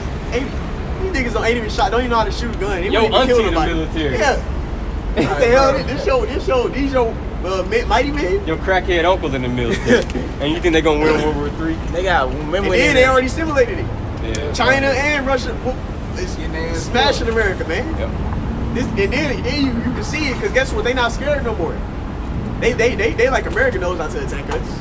They talking like that. What they mean? That's basically them daring America do something. Do you know how somebody you go somebody ass and Jake like do something. Get you some, bro. You know you gonna whip his ass. Yeah. That's how they just looking at America, bro. Yep. America is about to be destroyed. Anybody that don't believe that shit, you fucking out of your mind. Man, You especially mad. Iran didn't forget about what during the time when They killed that general. Trump, when Trump was in office, they ain't forget about when Trump had killed their general. General Solomon. You know, they talking about how they seeking revenge. They seeking revenge, man. They ain't forgot about that shit. See, America's so used to just doing whatever the fuck they want to whoever they want, whenever they want, however they want, and getting away scot-free with it. But like the Aqua was saying, man, those days are over with. All these nations got they got ICBM missile. You know, they got those. Hey, Iran, they got Missile City. Like we speak about all the time. They got a whole bunker underneath the ground, man. It's like a city. It's called Missile City, man. So of course they're gonna talk some mad shit, cause they got stuff to back it up, man. You know, like if you got that thing on you, hey, I'm finna pop the trunk. Hey, niggas be talking shit when you got shit in the trunk, and you right next to these nations, man. They finna pop the trunk. Yo, that's what's happening, man. America's done, bro. Yeah. If you can't see that, man, you mad, bro. But that's really what it is. If you outside of this truth, you're the congregation of the dead, bro. And that's why you got people thinking America will win. But you think they can beat America? Yes, bro. Are you not seeing what's happening? Blind ass nigga. That's a bunch of these niggas, man. That's what Stephen. Remember we was talking to Stephen about it. That dude. He said America win World War III. He was like, are you serious, bro? He's like, yeah. He gonna get drafted and find out himself. Exactly. And then He's gonna be on the front line, front row, seats to seat. He's gonna win. Like, oh no, we lost. You already know the other statement, stupid nigga named somebody got beef with the most high. That stupid ass nigga is gone, man. I'm finished this out, bro. It reads, but ye brethren are not in darkness, that day should overtake you as a thief. Because guess what? The light is shined upon the elect. That's right. Lord, will be those men. We stay in the light. You know, they're out of that dead state of mind, that gross darkness that's covered the whole world. The elect are going to be that remnant that get delivered from it. You know, that's what we hope to be of. That's scripture for you. It's the book of Isaiah, chapter 9 and verse 1. Nevertheless, I'm going to start at verse 2. The people that walked in darkness, and who was that? That was us. You know, the elect at one point walked in darkness. You know, they were caught up in the ways of this world, right? It says, the people that walked in darkness have seen a great light, but now the Lord has showed us that great light, which is who? Yahushua. John the 1st chapter, right? It says, have seen a great light. They that dwell in the land of the shadow of death, which is what America says, upon them have the light shine. So here in the land of darkness, the Lord shine light upon us, man. You know, in the form of these scriptures, in the form of this doctrine, it says, thou hast multiplied the nation and not increased the joy before thee, according to the joy of harvest, as the men rejoice when they divide the spoil. For thou hast broken the yoke of his burden. And what's the yoke of his burden? Speaking about this oppressor over us, man. Speaks about the same thing in Jeremiah 30, when it says that he will burst our bonds. Isaiah the 10th chapter, right? He's going to take away the yoke and the burden, you know, from that Syrian king, which is America. He says, for thou hast broken the yoke of his burden and the staff off his shoulder, the rod of his oppressor, as in the day of Midian. And then it goes into what? World War III. It says, for every battle of the warrior is with confused noise and garments rolled in blood. Yeah, because in ancient times, you know, when men were men, they fought like men. They had swords, spears, you know, particular weapons of war. You know, go out, you'll hear clashing of the swords, you know, the swords hitting the shields, right? Your garments got blood on it because you killed, you know, 500 men that day. Yeah, you got, yeah, exactly. And then it says, but this shall be with burning and fuel of fire. So it goes to show you how after the elect receive this light in this dark place, that's when World War III is going to happen. Right? Nah. You got it. Yeah, you got it. Yep. Jake asking for iPhone charger, man. God damn. Yeah, it reads. Fame It's the fifth shit. verse. Ye are all children of the light Yep. and the children of the day. We are not of the night, none of darkness. We have Yahweh Shah. We got that light. And guess what? He shined. He gave us the spirit, so we can receive his message and take heed into it. You know, you can't just hear it and receive it. You got to take heed into it, man. All right. It says. Yeah, being hearers of the word. I mean, being doers of the word and not hearers only. All right. It reads, therefore, let us not sleep as do others in that dead state of mind. All right. Yeah, you got these dead bodies walking around this place, man. You go to that word sleep.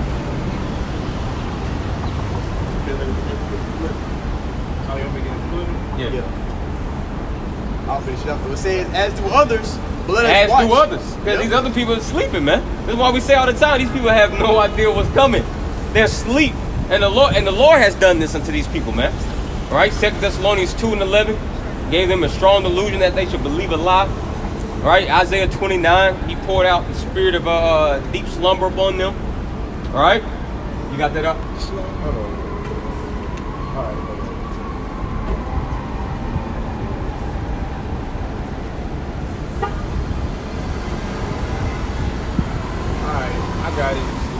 I got it.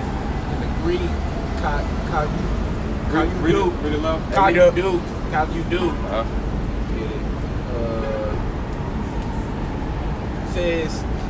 It says to fall asleep, drop off to sleep normally,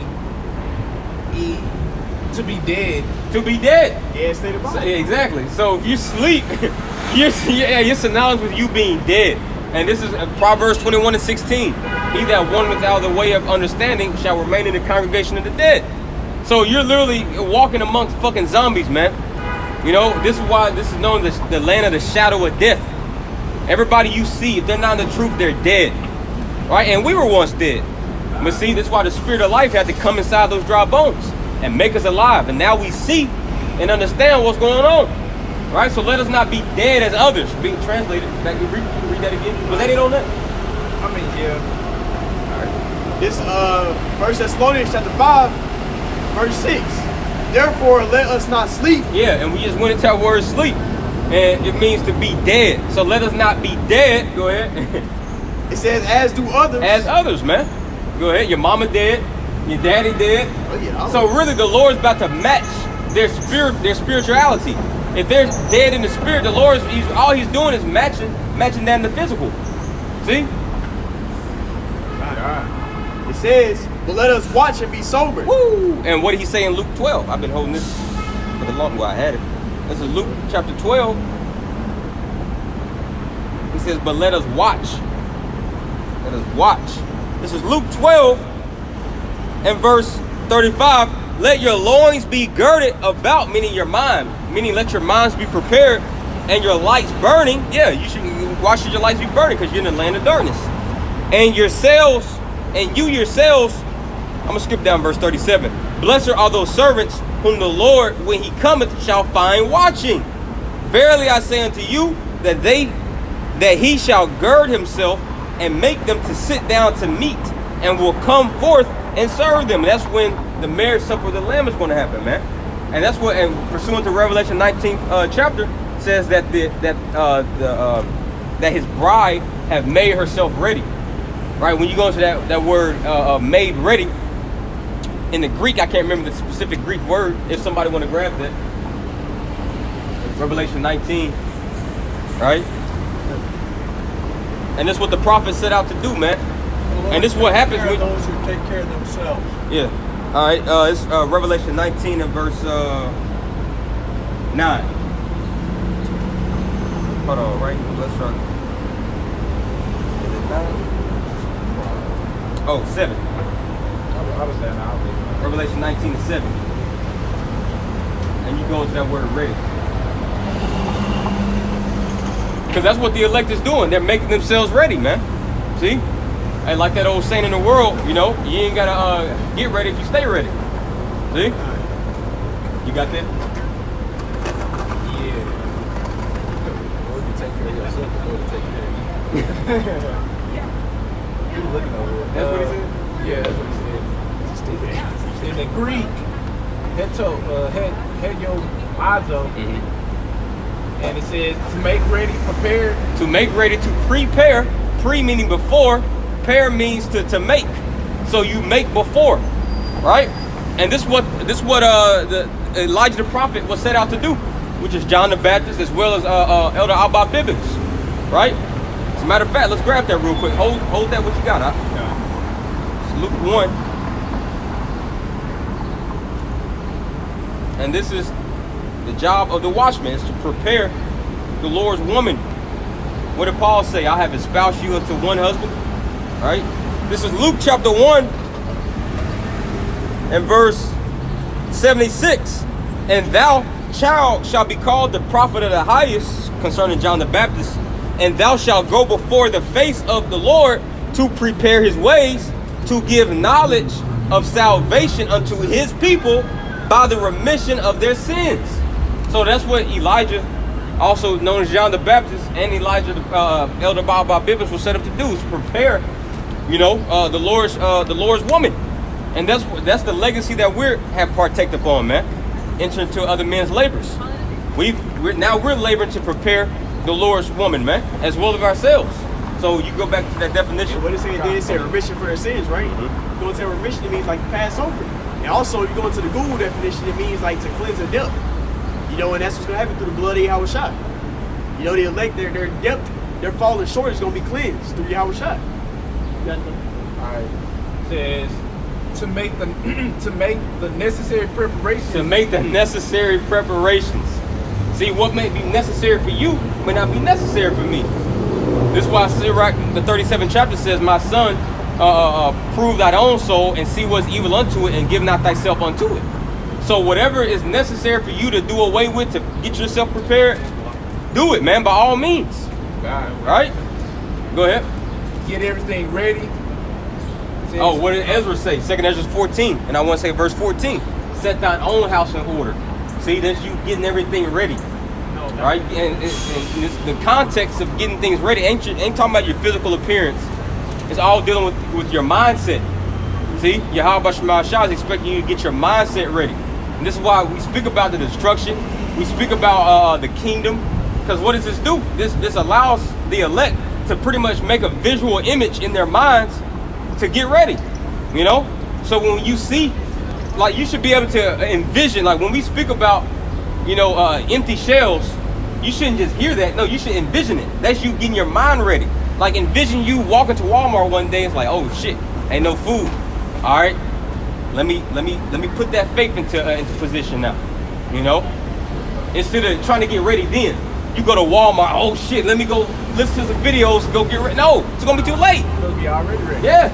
It's like somebody coming to attack you, and instead of you getting ready, getting your stance ready to fight, you turn around and look away. Yep. You turn your back. That's why in box they tell you don't turn your back. Mm-hmm. Turn your back, you'll get hit with something you never got hit before. And that's what's gonna happen to a bunch of people. God. Lord said stuff is getting ready to happen, and you don't want to take heed. You ain't trying to prepare yourself and make those preparations so that you can be able to get through it. You know, y'all. It says, "Blessed the man that's ready for the marriage supper." Y'all niggas ain't ready. Y'all ain't trying to get purified. You gonna stay in this damn flesh and be destroyed it. That's it. Hey, I want to be there. You know, Lord willing. All of us brothers. You know, but I want to be there, man. Hey, to see Yahweh Shah drink the grape of the vine. You know, the fruit of the vine. Because he hasn't had wine since the Last Supper, since that last Passover he had with his disciples, man. And he says, I'm not going to drink it until I drink it anew with you in my Father's kingdom. And I want to be there, but I want to be there to see Yahweh Shai get that first sip that he hasn't had in like over 2,000 years, man. Oh yeah. Hey, he's a Judite, man. He's ready to drink. And I want to see the joy, you know what I'm saying, of him breaking bread with us. But you got to get ready for that, God. So you can read that again, huh? All right.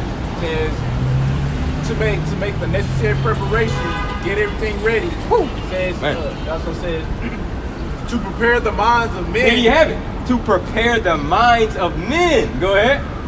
To prepare the minds of men to give the Messiah a fit reception. To give him a fit reception, man. Hey, when you see your what does it say in Isaiah? Let's grab that real quick. Isaiah 26. Isaiah 25 and verse 9. And it shall be said in that day, lo, this is our power. We have waited for him, and he will save us. This is Yahweh B'Shem Yahushua. We have waited for him. We will be glad and rejoice in his salvation, man. That's a mindset. Like when you see, bro, just like, man, you gotta envision it, bro. Like we're about to go into some hard ass times, man. We can't even envision it. We can't even envision it fully. But just imagine like all the hell that we about to go through, man. You wanna be in this mindset. This is how powerful we waiting for him. Like when you see that fathership, man, like you should, oh my God, bro. Bro. That's where we in right now. Like, Lord, we begging Lord to bring destruction to Babylon and Great America. Praying the Lord keep us inside this truth. Because we're ready to get out of here. We want that we want to see the Lord get his glory. Yeah. We want to make it. That's the spirit of the elect. Everybody else not in that spirit, man. Amen, Jesus. They rather stay in this world. Be all caught up in all these this ways world pushing, man. They don't want the kingdom of heaven to be established and righteous. They rather be here. They see more better things here, man. Hey, y'all got Which goes to show that they're deceived, man. All right. Let me see. You want me to finish mine up? Oh yeah, you got it out. Yep. This is the 7th verse. All right. 1 Thessalonians 5 verse 7. For they that sleep in the night, and they that be drunken are drunken in the night. This is why this is known as the night season. Because you got the wicked ruling. Scripture says they that sleep in the night. Yeah. Right? So this is why everybody's asleep. Everybody's in a dead state. They don't know what's going on. Because, hey, this is why David says that joy, now Salakia, mourning may endure for a night. Weeping may endure for a night, but joy come in the morning. Yeah. That goes into you pretty much being in this current predicament you in, man. This is the land of darkness, and this is why everybody sleep. Because this is the most comfortable time to sleep. Exactly. When everything is dark. All right, you got it. Yep. It reads, the 8th verse, but let us who are of the day. And who's that? The elect, man. Yep. Go ahead. It says, be sober, putting on the breastplate of faith. Yeah, be sober, meaning you're not drunk off of Babylon's juice, right? That's not talking about you can't have a drink. As well, I mean, you shouldn't be getting sloppy drunk either in these times, man, because anything can happen, Yep.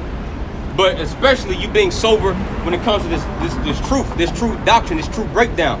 You should be sober, man, not drunk off of Babylon's wine. Go ahead. It reads, putting on the breastplate of faith and love, and for a helmet. And what does a breastplate do? Behind that breastplate, that's where some of your most vital organs are. You got your heart, you got your lungs, right? You got your windpipe, right? But what's protecting that? Your faith. Come on, bro. Right? You got it. It reads, and for a helmet, the hope of salvation. Mm-hmm. All right, and that's what we got to have, man. We got to have that helmet of salvation on these times. Okay? And that's somebody that's not caught up in all these ways of Babylon. They think they so caught up in all these ways, they think that there is no other way to make it but to bow down to Esau. That's they don't have that helmet of salvation on, no faith. Yeah. That's what Lord coming. He's looking for people, those who have faith. Yeah. And that's gonna be the ones dwelling in the light. He said, let the same Helmet salvation is really also speaking about words you said, but also speaking about you're thinking about salvation. Oh yeah. And that's the elect. They always got salvation on their mind. That's why we always speak about that. We hope and pray that we're the hopefully elect. And that's why you're gonna have that mindset, as it said in Isaiah 25. This is our power, and we waited for him. Why? Because you had salvation as your helmet, man. See, and everybody else got death as their helmet. That's why people are thinking about how can they further trust in Esau, right? You got certain people actually waiting for the Quran to come to pass, so they go ahead and take it. That shows that they're all in the darkness. Yeah. You know, they're all caught up in the democracy, the ways that's being pushed to Babylon the Great. That's anti what's in the scriptures. That's all these people are. No, that's all they care about. You know, they set their mind. Their mind is fully set on that. That's why the scriptures say, set your mind on things above. Somebody, you focused on the kingdom, you focused on salvation. Because what's got to happen before the kingdom heaven gets, you got the tribulation got to come. You know, Jacob's the Lord got to destroy this before the kingdom gets established. You know, so that's the mindset of the elect. Oh, now you got it. Yeah, this is the book of going back to 2nd Ezra chapter 15. Hey, because like Elder Apostle Tahar has said, hey, we're in the times of like, hey, 2nd Ezra 15 and 2nd Ezra chapter 16. Like, those are some heavy chapters, man. Right? Going back, 2nd Ezra chapter 15 and verse, just to get to the point. Verse 5, I'll start at verse 4. For all the unfaithful shall die in their unfaithfulness, man. So, hey, cut straight to the point. If you don't believe in these scriptures, if you don't believe in what we saying, and it's not our words, right? It's the words of Yahweh Bashar Shah. If you don't believe in them, you're just going to die not having that faith, man. And it says, behold, saith Yahweh Bashar Shah, I will bring plagues upon the world, the sword, famine, death, and destruction. And it's about to tell you why. For wickedness have exceedingly polluted the whole earth, and their hurtful works are fulfilled. So this is the time to where the said measure is fulfilled, pursuant to 2nd Ezra the 4th chapter, right? How he measured the times, you know, numbered them, and he doth not move or stir them until the said measure be fulfilled. So the world's gotten to a point of wickedness to where there's no turning back. The Lord has stirred up these times, man. It's time to go ahead and speed things up. You know, what does it say in Sirach the 36th chapter? Make the time short. Let's grab that real quick. Sirach chapter 36 and 8. Make the time short. Remember the covenant, and let them declare thy wonderful work. So the Lord is making the time short. Why? Because he's remembering the covenant that he made with our forefathers, Abraham, Isaac, and Jacob. Yep. Speaking of that, Matthew 24 just came to mind too. All right, and that shows you how. Matter of fact, I'm gonna get the scripture. We at Matthew 24. Let's see, where are we at? Where is it at? In tribulation. I think it's about 40. So I want to grab that real quick. The Lord is shortening that time for the sake of his elect. That's who the Lord is only dealing with. That's what people fail to understand too. It's another thing, you know, that people don't get. Everybody can't get it. Yeah. You know, and they also push the ways of you know, Christianity, talking about everybody gotta die. You gotta die to get to that state of that paradise of state. Right. You know, which in the spiritual realm everybody's at rest, but the kingdom of heaven is gonna be on this planet Earth. The scriptures say it. Alright, that's what the Lord's getting ready to do. He's gonna destroy this place and establish his kingdom where it dwells righteousness on this earth. Let's see, grab this real quick. Here we go. This Matthew chapter 24, verse 21.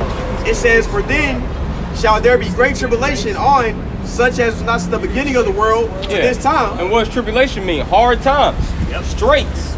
You know? Hard to bear times, man. And clearly that's the point where this world is at, man. And you got people that don't have enough money, you know, to pay their electricity bill anymore. You know? But it's gonna get worse, man. He says evil shall grow upon the earth. You know? Go ahead. It reads, of this world to this time, no, nor ever shall be. And that precept says Daniel's 12th chapter. Yeah. It speaks on how it's going to be a time never before seen on this earth. So this tribulation, this troubles we're about to go through, is going to be evils that's never been done on this planet Earth. Worse than the time of 70 AD. Worse than the Black Death, the flood. Yep. You know, worse than the plagues happened in Egypt. We just read that earlier. Yep. You know, he gonna do more miracles. Some miracles gonna be these judgments the Lord gonna have. This time period we're gonna see is gonna be worse than anything we ever seen on this planet Earth, man. Yep. All right, but guess what the Lord said at the next verse though? This is the point I want to get at this scripture. It reads, and except those days should be shortened, there should no flesh be saved. Man, if this place was to go on, nobody would make it, man. Esau will literally wipe out himself. All right? You know, and that's why these times are being sped up. Because the Lord is doing that for the sake of his elect. That's who the Lord is dealing with, man. Alright? He said he has care for his elect in the wisdom of Solomon. Alright, I'm gonna finish it out. It says, there should no flesh be saved before the elect's sake. Those days are short. And shit, I know a lot of brothers been noticing how fast time been moving, man.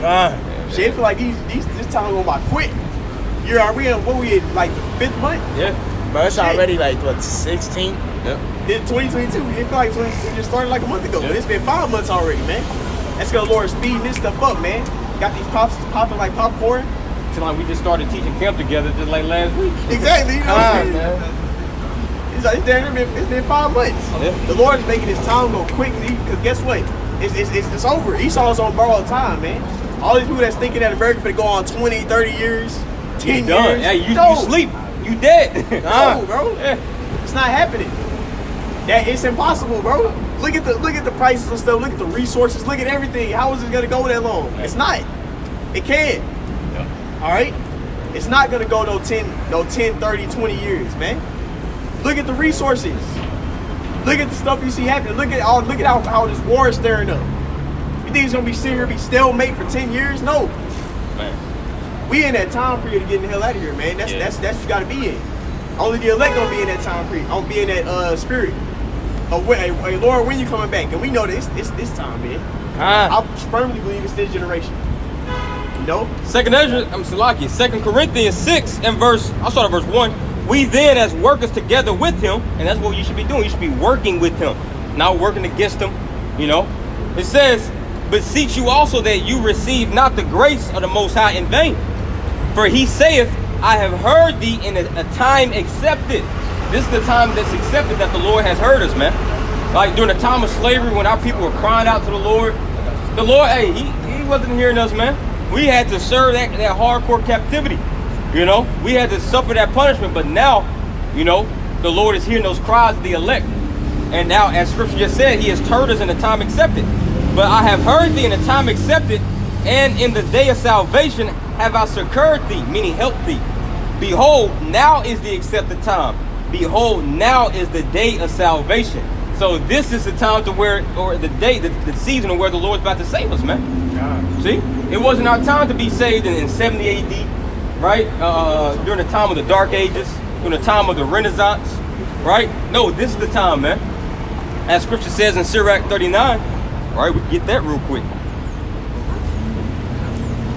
In Sirach chapter 39 and verse 16, all the works of Yahweh Shah are exceeding good, and whatsoever he commandeth shall be accomplished in due season. So everything has to happen in due season, right? And we're in that season of great destruction and great deliverance, man. See? So this is the time that the Lord is hearing those cries of the elect. Why? Because now we're able to call upon him. Hey, because at a point when our people, when we were, you know, in hardcore, rigorous captivity, we were calling upon him, but it wasn't in truth. But see, by him giving us this truth, this was provoking him to work upon our behalf. This is Psalms 149. So like it, Psalms 145 and verse 18. The Lord Yahweh Shah is nigh, meaning close, unto all them that call upon him, to all them that call upon him in truth. See? So by him giving us this truth, now we can call upon him in truth, and that will do what? He'll command salvation for us, man. See? So this is that day of salvation. This is Obadiah chapter 1 and verse 3. The pride of thine heart hath deceived thee. Thou that dwellest in the cliffs of the rocks, whose habitation is high, that saith in his heart, who shall bring me down to the ground? Now him being brought down to the ground, is Esau floating or in the clouds in the heavens, you know, just up there? No, Esau, his Edomites walk past us every day. You know, some in our neighborhoods, we live amongst Edomites, you know. You work amongst Edomites. So this is symbolic. You know, him saying, bring me down to the ground. And just to go and prove that, because it says in that, verse 3, it says, whose habitation is high, right? Let's go to Lamentations chapter 2 and verse 1. Yep. It says, how had the Lord covered the daughter of Zion with the cloud in his anger, and cast down from heaven unto the earth the beauty of Israel, and remembered not his footstool in the day of his anger. So is that literal we was in heaven, you know, nah, man, we right here. You looking at Israelites, you know? But back then, it's all symbolic. It's saying the same thing, cast from heaven. It's symbolic to not being exalted. Esau is going from dwelling high and being exalted to being brought very, very low. Oh, I got you right here. Go ahead. Ezekiel chapter 17 and verse. And hey, Slocky, but he's saying it. He's saying, who gonna bring me down? I'm America, I'm Babylon. Who gonna bring me down? Who gonna tear me down and bring me all the way down to the ground and make me like unto the nation of Israel in today's world? Who gonna make me poor? Who gonna make me desolate? You know? Go ahead. Ezekiel. God damn. No, that's the second person that has a fucking iPhone charger, bro. Like, what you gonna do? You gonna walk off with an iPhone charger? Man. Like, Yeah, that's a good thing to do. like no. Go ahead. Ezekiel 17, Ezekiel 17 and 24, and all the trees of the field, meaning these particular nations in the world, right, shall know that I, Yahweh Bashemal Shah, have brought down the high tree and have exalted the low tree. So that's what it is. Bringing down and exalting. So being cast from heaven is being from that exalted state. The Lord raising something up and then bringing it back down. Oh, what did he say in Isaiah 40? Every valley shall be exalted, you know, and vice versa, every mountain shall be, you know, pretty much the base. So it's the same thing, man. Yep. It's all symbolic. That's why when it says Satan, Lucifer. Oh yeah, Luke 10. How Lucifer seen Satan fall down from heaven like lightning. Yeah, it's not literally Yahweh Shai gonna come back. We don't see the spiritual demon fall to the ground. It ain't gonna be like that. It's the actual devil on the planet Earth right now, his physical counterpart. He's in this high, exalted state right now, and he's saying, who the hell gonna bring me down? Who gonna do that to me? And the Lord gonna do it. He gonna bring him all the way down to the ground. Even to hell, man. And hell is tribulation. He gonna be surrounded by tribulation and hell. He gonna be looking at fringes all day. You know? The bottom of them. Yeah, exactly. Ezekiel 17 and 24 again, and all the trees of the field shall know that I, Yahweh Bashemal Shah, have brought down the high tree and have exalted the low tree. And who's that low tree? The Israelites, man, particularly the elect, starting with the elect, right? And the Lord's about to plant, right? He's about to plant that low tree. When you go into, what is that? Isaiah the 61st chapter speaks about how we're going to be called the planting of the Lord, right? And a tree starts off with what? A seed. And right now, seeds are being sown. Luke 8 and 11. He says that the word is the seed. So the Lord, by him planting these seeds amongst men, amongst these different nations, he's sprouting up trees. Because each man is even considered as a tree. When you go to Mark the 8th chapter, it says, behold, I see men as trees. Right? David says in Psalms 1st chapter that I should be as a tree planted by the rivers.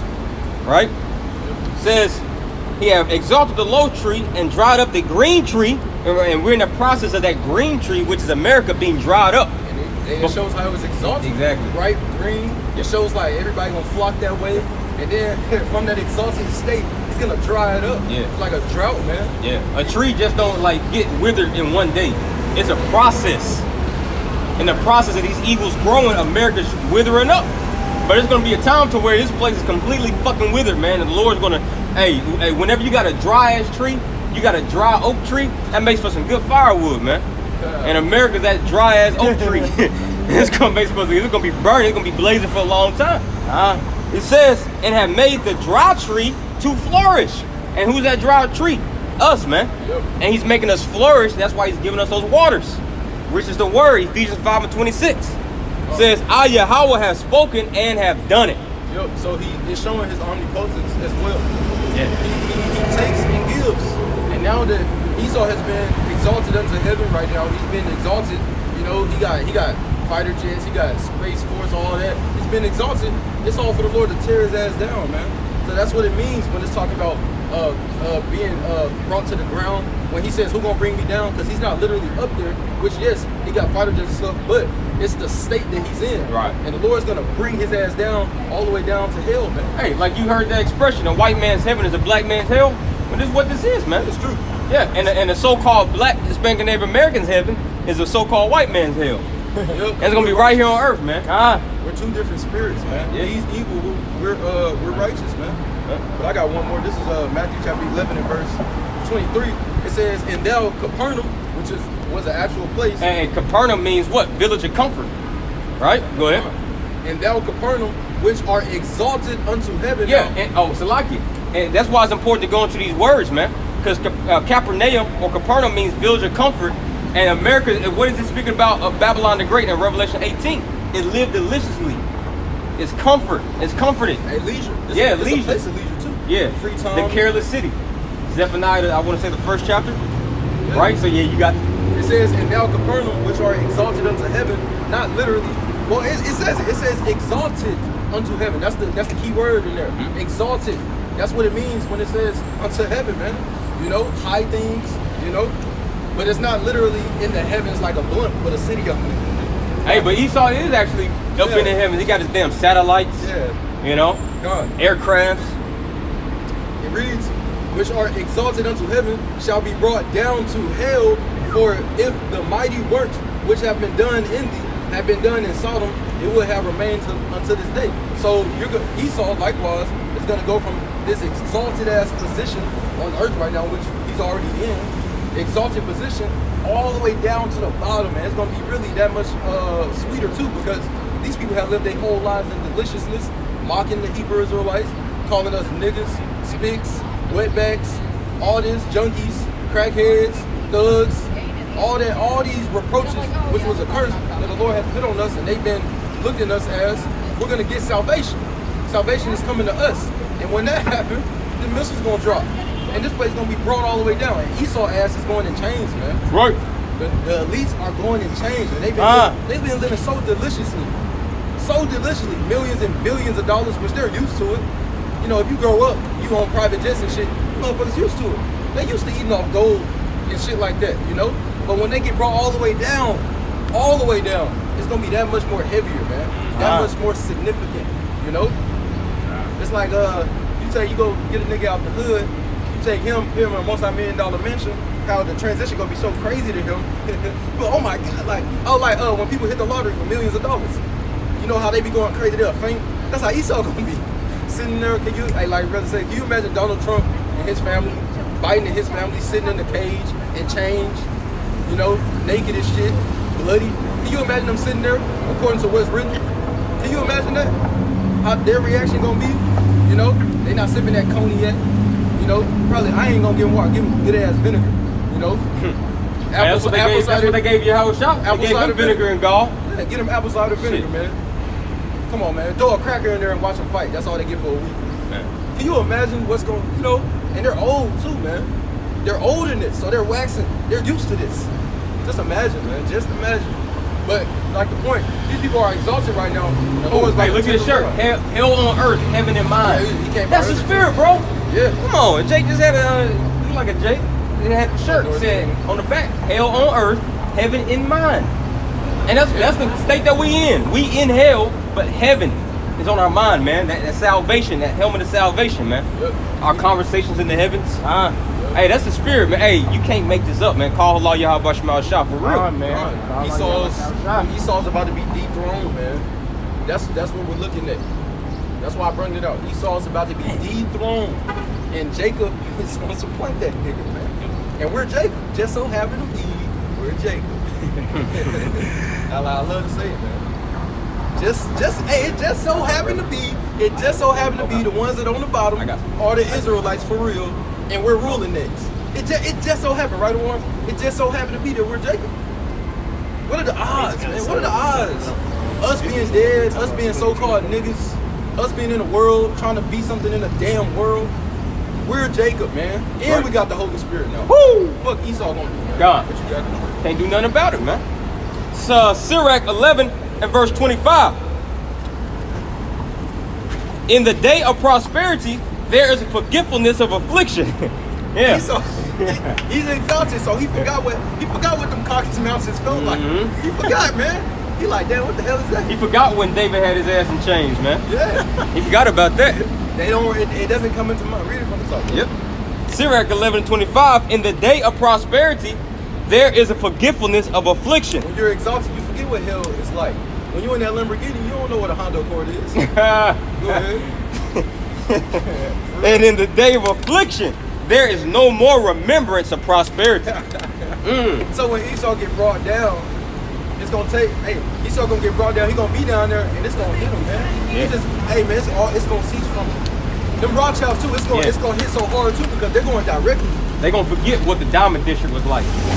They gonna forget, you know, owning all these particular media stations and owning the world. They gonna forget that. Calling shots on everything. They're running the entire earth right now. Yeah. Imagine running the whole earth and being in jail for the rest of your life. You know, after being righteous judgment too, you being recompensed, not just sitting in jail and getting back out like how Esau do. They fight a case 3 years, 5 years, they get out, they go kill again, fight a case, then they finally no, that ain't what the Bible say. You gonna get your ass fucked up, Right. For real. Eye for eye, tooth for a tooth. Right. And Esau, you done caused a lot. You done plucked a lot of eyes. Esau has wiped people off of the planet, man. So we gotta eventually wipe his ass off. It's recompense. It's just recompense. And since Yahweh Shai did not die for anybody but the nation of Israel, he got to be judged by the whole law. The whole thing. No mercy, no nothing.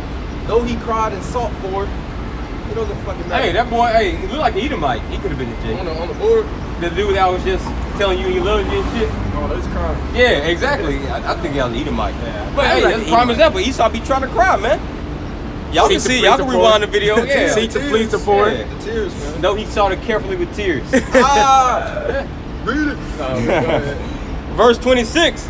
For it is an easy thing unto Yahweh Shemal Shah in the day of death to reward a man according to his ways. So it's nothing. It don't matter what state you in. You all the way up there. You coming down here. It's easy. You're gonna be right here in the curse. It's easy to, hey, it's gonna be easy for Yahweh Shah. It's gonna be easy, flawless Bro, victory. hey, you know what I like to point out? Because just because you read that, how easy it is. Down here and up there, time is different to the spiritual realm. 1,000 years down here is a day. 1 hour down here is how long up there? Think about it. 1,000 years is a day up there. 1 hour down here is not even like a blink. Imagine you blink, you up there and you blink, but you don't got to. But you blink, bro. It's like Yahweh Shah ruling, it never happened. Babylon never happened. Yeah, he said as a dream. That's Psalms 1 126. hour, and then they said they can do it in 30 minutes. So really, it's just a lot of overkill. Yeah. 200 million missiles when one of them can take out Texas. This is overkill, man. Hey, you dealing with the being that spoke everything into existence. Let there be light. Yeah, like he spoke all, so he could speak Esau. Oh, it tells you that. What's that? Wisdom of Solomon. I want to say the 11th chapter. It says that he could have destroyed our enemies with one rough word. The Lord ain't gotta have a chariot, the fathership, and the holy host of angels to bring Esau down. He just chose this way because he just wants to smoke. The Lord could just as he spoke the sun into existence, he could speak Esau off the fucking throne, man. Imagine he just said cease. Yeah. But see, this is how you. Hey, but the Lord loves drama, man. Just like any Jake, when you watch a movie, he want to watch a movie that's action packed. Oh, he gotta have a comment. Yeah. You know, and he's a man of war. Yeah. So it has to have a comment. And everything, like the brother pointed out I think it was last time we was out, everything is fighting. You know, everything is fighting. From everything, the smallest thing to the largest thing, even little atoms to us and salvation. Your body's constantly fighting inside of itself to stay alive. You know, because it's easier for your body to just like shut off. Yeah. But what you gotta eat, and then that food turns into what, ATP, adenosine triphosphate. You know, not trying to get all biological, but it pretty much helps your body to fight to stay alive. Because imagine if you don't eat, your body's just gonna shut off. So it's a battle. You know, it's called homeostasis in the biological world. It's called homeostasis, to where your body is constantly trying to fight to keep everything level. Like your blood pressure got to stay regulated, your blood sugar got to stay regulated, your body temperature got to stay regulated. So it's a fight for your body. So the Lord could have just had it to where you could have been immortal from the get-go, to where your body didn't have to fight like that. We actually went to the curse. Yeah, exactly. To Adam, you know. Yep. You know. He's a man of war, so everything is a fight. Even a little ant got to pick up a blade of grass to go make a home or something. You know what I'm saying? I'm about to make a lesson the other day. Went out in the back. I seen a little worm, like a caterpillar, was being eaten by a group of ants. And I'm about to make that. I just sat there and watched for a little minute. I'm like, damn.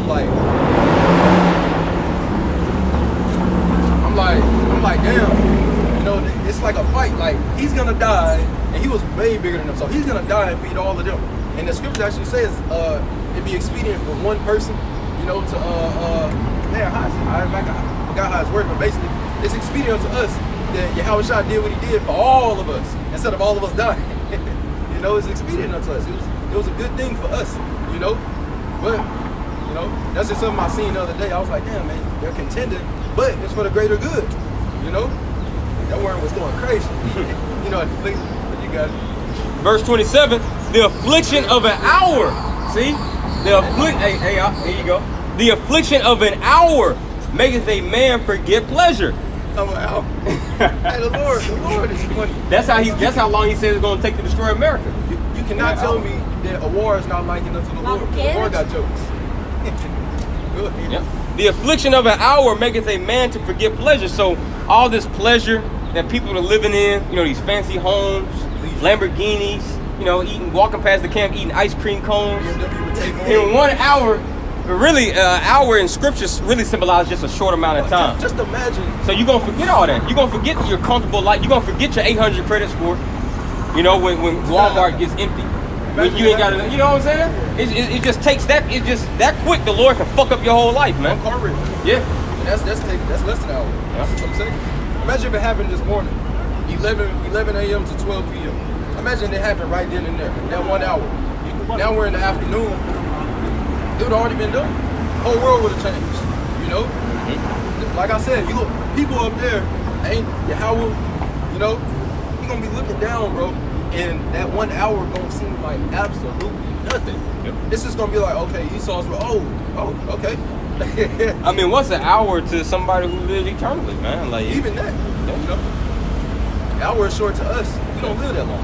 It says, the affliction of an hour maketh a man forget pleasure, and in his end, his deed shall be discovered. You're gonna be recompense, man. Esau Edom. Lamentations 4th chapter. It says worth paraphrasing, it's our time to be it's our time to get let off of captivity, but it's Esau's time to go into captivity, and his many sins shall be discovered. So in his latter end, that's when everything is going to be discovered. And that's why 2nd Ezra 9th chapter says that the end is manifest. Why is the end manifest or made known? Because a lot of dirt is coming out on this man. Verse 28, judge none blessed before his death, for a man shall be known in his children. So you can't judge Esau blessed, man, you know, before his death. You can't judge anybody blessed before they're dead, because anything can happen before they die. Hey, you can find out some dirt on somebody. Like they could have lived like Bill. Let's say, for instance, those things about Bill Cosby were true. You know, just go with the rhetoric. Those things about him were true, right? He had his whole life to be America's, you know, America's dad or whatever. But then that in his last hours, you know what I'm saying, of his height of his career, hey, he got a scar reputation. R. Kelly. Yeah, R. Kelly. R. Kelly, bro. In his career, that's when it really was like, Yep. Oh, and once again, Esau's the prime example. God. This whole time, people thought that he was God, and they still do. But it's coming to a point to where it's gonna be like, nah, this the devil. Right? It's wavering now. Yeah. People like, ooh, I don't know. You know, it's the fact that the world is seeing stuff like that and they're reacting the way that they do, they tell you it's the end, bro. Yeah. Now we know that they're still asleep because their works they still did not. They're still asleep. But the fact that they're going on video, real ass Edomites, and saying our time is actually up. The Israelites, we've been this bloodthirsty Edomite behavior, they've been saying so much. The fact that that's happening is over. It is completely over. The truth has went out, and this is the end, baby. But you got something? All right. With that, we're gonna face the East and give all praise, honor, and glory unto Yahweh Bahashem, Yahweh Shah, Bahashem Rakakadash. Until next time, Kam Yasharala, Shalom. Shalom. PTA.